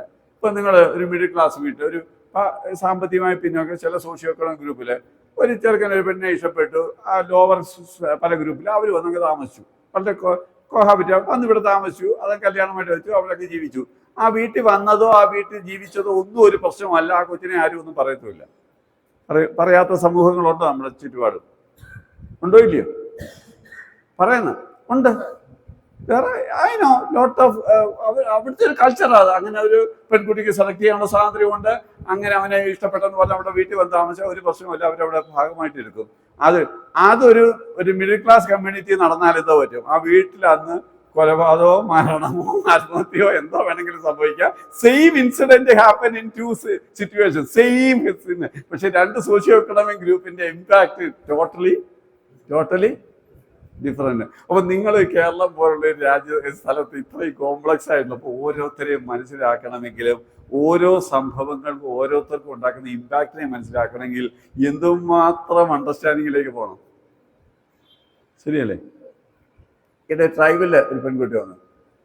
അവിടുത്തെ ഒരു കൾച്ചറ്, ഒരു പെണ്ണ് ഒരു ഭർത്താവ് ഒരു ചെറുക്കനോട് ഇഷ്ടം തോന്നിയാൽ ചെറുക്കൻ്റെ ഭർത്താവായിരിക്കും, ഇഷ്ടപ്പെടില്ല. ഇവർ തമ്മിൽ ബന്ധപ്പെട്ടിട്ട് പിറ്റേ ദിവസം ഈ ഒറിജിനൽ ആളിന്റെ ഭാര്യയെ വിളിച്ച് പെണ്ണ് പറയും, നിന്റെ ഭർത്താവ് ഇന്നലെ എൻ്റെ കൂടെ ആയിരുന്നു. അപ്പൊ എനിക്ക് വിശ്വസിക്കാൻ പറ്റുന്നില്ല. കാരണം ഒരാൾ പോകത്തുമില്ല, പോയാൽ തന്നെ അത് പരസ്യമായിട്ട് പറയുമോ? രഹസ്യമായിട്ട് നടക്കട്ടെ. ഇത് വളരെ പരസ്യമായിട്ടാണ് പറഞ്ഞു, വിളിച്ച് പറയുക എന്തുവാ നിന്റെ കാരണം. അത് ആ കൾച്ചറിൽ അതൊരു ക്രെഡിറ്റാണ് എന്ന് പറഞ്ഞാൽ, ഞാൻ നിന്നേക്കാളും മിടുക്കിയായിട്ടല്ലേ നിന്റെ ഭർത്താവ് എൻ്റെ വന്നേ. മനസ്സിലായി? നിങ്ങൾ ആ ബിഹേവിയറിനെ ഒരു നോർമൽ സൊസൈറ്റിയിൽ എങ്ങനെ എടുക്കും? ഭ്രാന്തുള്ള ഒരാളെല്ലാം ചെയ്യത്തില്ല, ചെയ്യുമോ? ഇന്നലെ പോയതും പോലെ അത് പരസ്യമായിട്ട് അവരുടെ വീട്ടിൽ ചെന്ന് പറയുമോ? പക്ഷെ അവിടെ അത് കൂളായിട്ട് പറയും. ഇങ്ങനെ ഞാൻ ഈ സമൂഹത്തിലെ വ്യത്യസ്ത മനുഷ്യരുമായിട്ട് ഇടപെടുമ്പോഴാണ് ഓരോ സബ് കൾച്ചറിലും ഓരോരുത്തരുടെ ബിഹേവിയർ തമ്മിലുള്ള നമുക്ക് ഓർക്കാൻ വയ്യാത്തത് ചിലടത്ത് വളരെ നോർമലായിട്ട് തന്നെ റിയാക്ട് ചെയ്യുന്നത്. അത്രയ്ക്ക് കോംപ്ലക്സ് ആണ് നമ്മുടെ സൊസൈറ്റി. ഞാൻ പറഞ്ഞാൽ ശരിയാ? മനസ്സിലായതൊക്കെ എത്ര കോംപ്ലക്സാണ്. ഓരോ സോഷ്യോ എക്കണോമിക് ഗ്രൂപ്പും ഓരോ സബ് കൾച്ചേഴ്സും ഓരോ റിലീജിയനിൽ പെടുന്നവരും ആ റിലീജിയനിൽ തന്നെയുള്ള സബ് ഗ്രൂപ്പുകളും ഈ പല കാര്യങ്ങളെയും കാണുന്നത് സമൂഹത്തിന് ഒരു കാഴ്ചപ്പാടല്ല. എല്ലാവർക്കും ഒത്തിരി സബ് കൾച്ചേഴ്സ് ഉണ്ട്, സബ് സ്റ്റാൻഡേർഡ്സും ഉണ്ടോ ഇല്ലയോ? ഓരോ സ്റ്റാൻഡേർഡ്സും ഉണ്ട് ഓരോ സബ് ഗ്രൂപ്പിന്. ഇത് നമ്മൾ മനസ്സിലാക്കിയില്ലെങ്കിൽ സമൂഹത്തെ മനസ്സിലാക്കാൻ ഭയങ്കര ബുദ്ധിമുട്ടാണ്. അപ്പോൾ ഈ സോഷ്യോളജിയൊക്കെ പഠിക്കേണ്ടത് ഞാൻ ഇതൊക്കെ ഇങ്ങനെ നാച്ചുറലി പഠിക്കുക. കാരണം ഓരോരുത്തരോട് ഇടപെടുമ്പോഴാണ് എത്ര കോംപ്ലക്സ് ആണ് നമ്മുടെ സമൂഹം, എത്ര കോംപ്ലക്സ് ആയിട്ടാണ് ചിന്തിക്കുന്നതെന്നൊക്കെ മനസ്സിലാക്കാൻ ഈ പല ഇന്ററാക്ഷൻസും എന്നെ സഹായിച്ചിട്ടുണ്ട്. അപ്പോൾ ഞാൻ പറഞ്ഞു വന്നത് കോസ്റ്റ് ഓഫ് മെന്റൽ ഡിസോർഡേഴ്സ് 4 എന്തൊക്കെയാ? Biological, psychological, environment and social factors. ഈ 4 ഏരിയയിൽ നിന്നും ഉള്ള പ്രശ്നങ്ങൾ കൊണ്ട് എന്തോ ഉണ്ടാകാം? സൈക്കോളജിക്കൽ ഡിസോർഡേഴ്സ് ഉണ്ടാകാം. ചിലപ്പോൾ ഇതിൻ്റെ ഒരു കോമ്പിനേഷൻ ആകാം, ചിലപ്പോൾ ഏതെങ്കിലും ഒന്നാവാം. ഇത് മനസ്സിലാക്കി വേണം ഏത് വിധത്തിലുള്ള ഇൻ്റർവെൻഷനാണ് വേണ്ടിയെന്ന് തീരുമാനിക്കും, അല്ലേ? ഇപ്പോൾ ഒരാൾക്ക് നോക്കിയപ്പം ബിഹേവിയർ ചെയ്ത് ഞാൻ ചോദിക്കും, ചിലപ്പോൾ തൈറോയിഡ് ഉണ്ടോ? ആ തൈറോയിഡ് ഉണ്ട്. ഞാൻ പറയാം ആദ്യം പോയി തൈറോയിഡ് ഒരു എൻഡോക്രോളജിസ്റ്റിനെ കണ്ടിട്ട് തൈറോയിഡ് ഒന്ന് കറക്റ്റ് ചെയ്യാം. ചിലപ്പോൾ തൈറോയിഡ് കറക്റ്റ് ചെയ്യുമ്പോൾ പെരുമാറ്റമൊക്കെ ശരിയായി, ഞാൻ ഒരു ഉപദേശം കൗൺസിലിങ്ങും വേണ്ട. മനസ്സിലായി? അപ്പോൾ തൈറോയിഡിന്റെ പ്രശ്നം കൊണ്ടാണ് പ്രശ്നം വന്നത്. അപ്പം അല്ലെങ്കിൽ മുമ്പ് ആഴ്ച പറഞ്ഞ ഒരു 50 വയസ്സ് നോക്കിയപ്പോൾ ഒരു 50 ഈ മെനോപോസ് എത്ര മെനോപോസ് തുടങ്ങി, കുറച്ച് ദിവസമായി തുടങ്ങി. അപ്പോൾ അത് കഴിഞ്ഞാൽ പെരുമാറ്റ വ്യത്യാസം. അപ്പോഴത്തേക്ക് അത് നമുക്ക് ഹാൻഡിൽ ചെയ്യാൻ പറ്റുന്നത് ബയോളജിക്കൽ ഫാക്ടറാണ്. പെട്ടെന്ന് ഒരു ഹോർമോൺ ഡോക്ടറുമായിട്ട് ഒന്ന് അറേഞ്ച് ചെയ്ത് വേണ്ട മെഡിസിൻ കൊടുത്തു കഴിഞ്ഞാൽ ചിലപ്പോൾ ഇയാളുടെ ദേഷ്യവും മൂശാട്ടയൊക്കെ ആകാൻ കുറയും. ഇങ്ങനെ പ്രൈമറിലി ഇത് എവിടുന്നാണ് ഉണ്ടാകുന്നതെന്നൊരു തിരിച്ചറിവ് നമുക്കുണ്ടായാൽ ചിലപ്പോൾ ഇത് വളരെ സിമ്പിളായിട്ട് തന്നെ മാനേജ് ചെയ്യാൻ പറ്റും.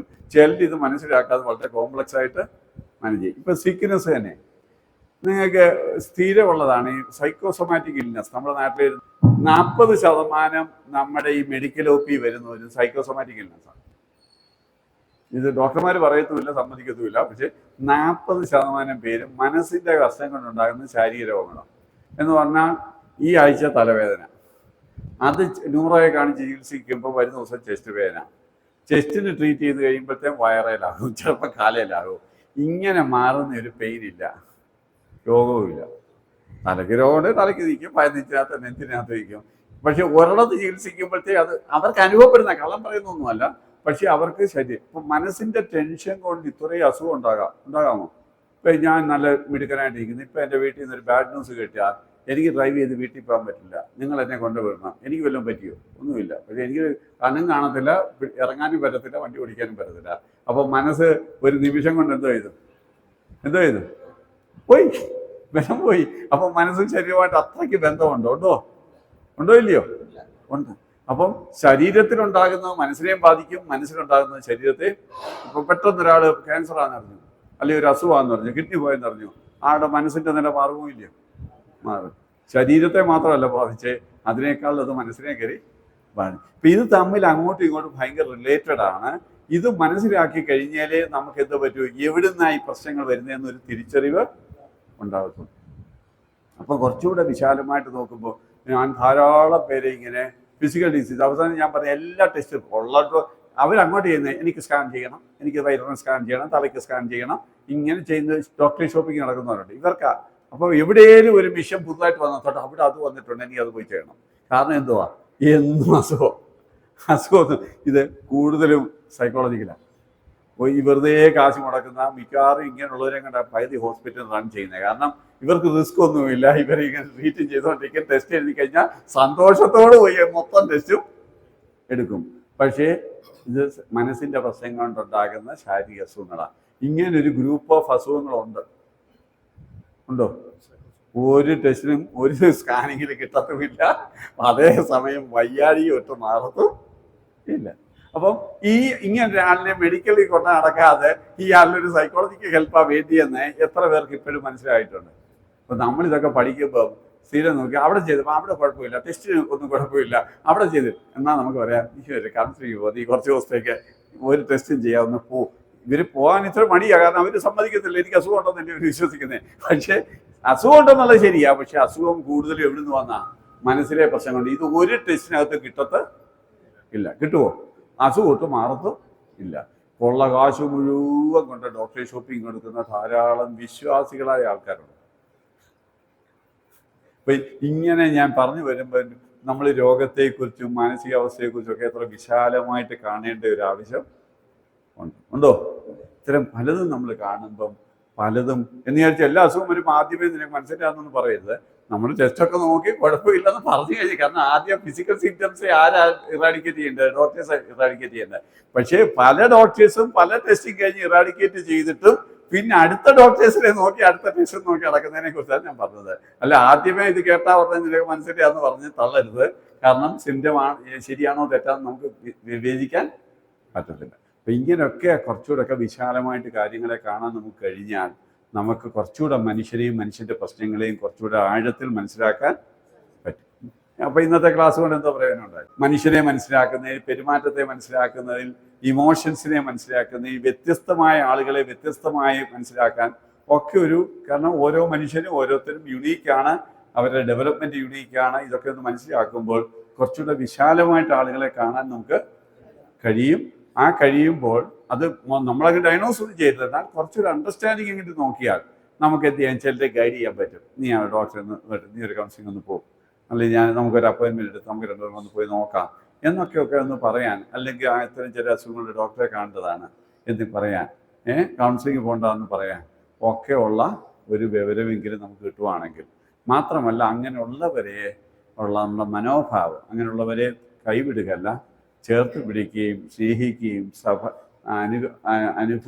അനുകമ്പയോടും സഹാനുഭൂതിയോടും അവരെ കാണാനുമുള്ളൊരു മനസ്സ് നമുക്ക് ഡെവലപ്പ് ചെയ്താൽ തീർച്ചയായിട്ടും ഒത്തിരി പേരെ ജീവിതത്തിലേക്ക് തിരിച്ചു കൊണ്ടുവരാൻ എല്ലാ ദിവസവും അങ്ങനെ 2-3 പേരെയെങ്കിലും ജീവിതത്തിലേക്ക് തിരിച്ചു കൊണ്ടിട്ട് ഉറങ്ങുന്ന ആളാണ് ഞാൻ. കഴിഞ്ഞ 35 വർഷമായിട്ട് ഒറ്റ ദിവസം പോലും ഇല്ലാതെ ഓൾമോസ്റ്റ് എവറി ഡേ അറ്റ്ലീസ്റ്റ് 2-3 പേരെയെങ്കിലും സ്വാധീനിക്കാൻ പറ്റുന്നുണ്ട്. ഇപ്പം ഞാൻ ലോട്ടറി അടിച്ച ഒരാളിനേക്കാൾ എല്ലാ ദിവസവും സന്തോഷവാനായിട്ടാണ് വീട്ടിൽ കിടക്കുന്നത്. കാരണം പല ജീവിതങ്ങളെയും സ്പർശിക്കാൻ പറ്റും. അറിവിനേക്കാൾ കൂടുതൽ, നോളജിനേക്കാൾ കൂടുതൽ നമുക്കൊരു സഹാനുഭൂതി ഉണ്ടെങ്കിൽ, മനുഷ്യസ്നേഹം ഉണ്ടെങ്കിൽ, മനുഷ്യരോട് ഇടപെടാൻ നമുക്കൊരു മനസ്സുണ്ടെങ്കിൽ അനേകരെ ടച്ച് ചെയ്യാൻ നമുക്ക് പറ്റും. അതിന് ഈ വാക്കുകൾ ദൈവാത്മാവ് വരുന്ന ദിവസങ്ങളിൽ നിങ്ങളിലും അത് ആ ഒരു മനസ്സ് ഡെവലപ്പ് ചെയ്യാൻ എൻ്റെ വാക്കുകൾ കഴിഞ്ഞെങ്കിൽ എന്ന് സന്തോഷിക്കുന്നു, ആശിക്കുന്നു. വളരെ ശ്രദ്ധയോടെ കേട്ടിരുന്ന എല്ലാവർക്കും നന്ദി പറഞ്ഞുകൊണ്ട് നമുക്ക് നാളെ അടുത്ത ഇൻട്രാക്ഷൻ കണ്ടിന്യൂ ചെയ്യാം. Thank you.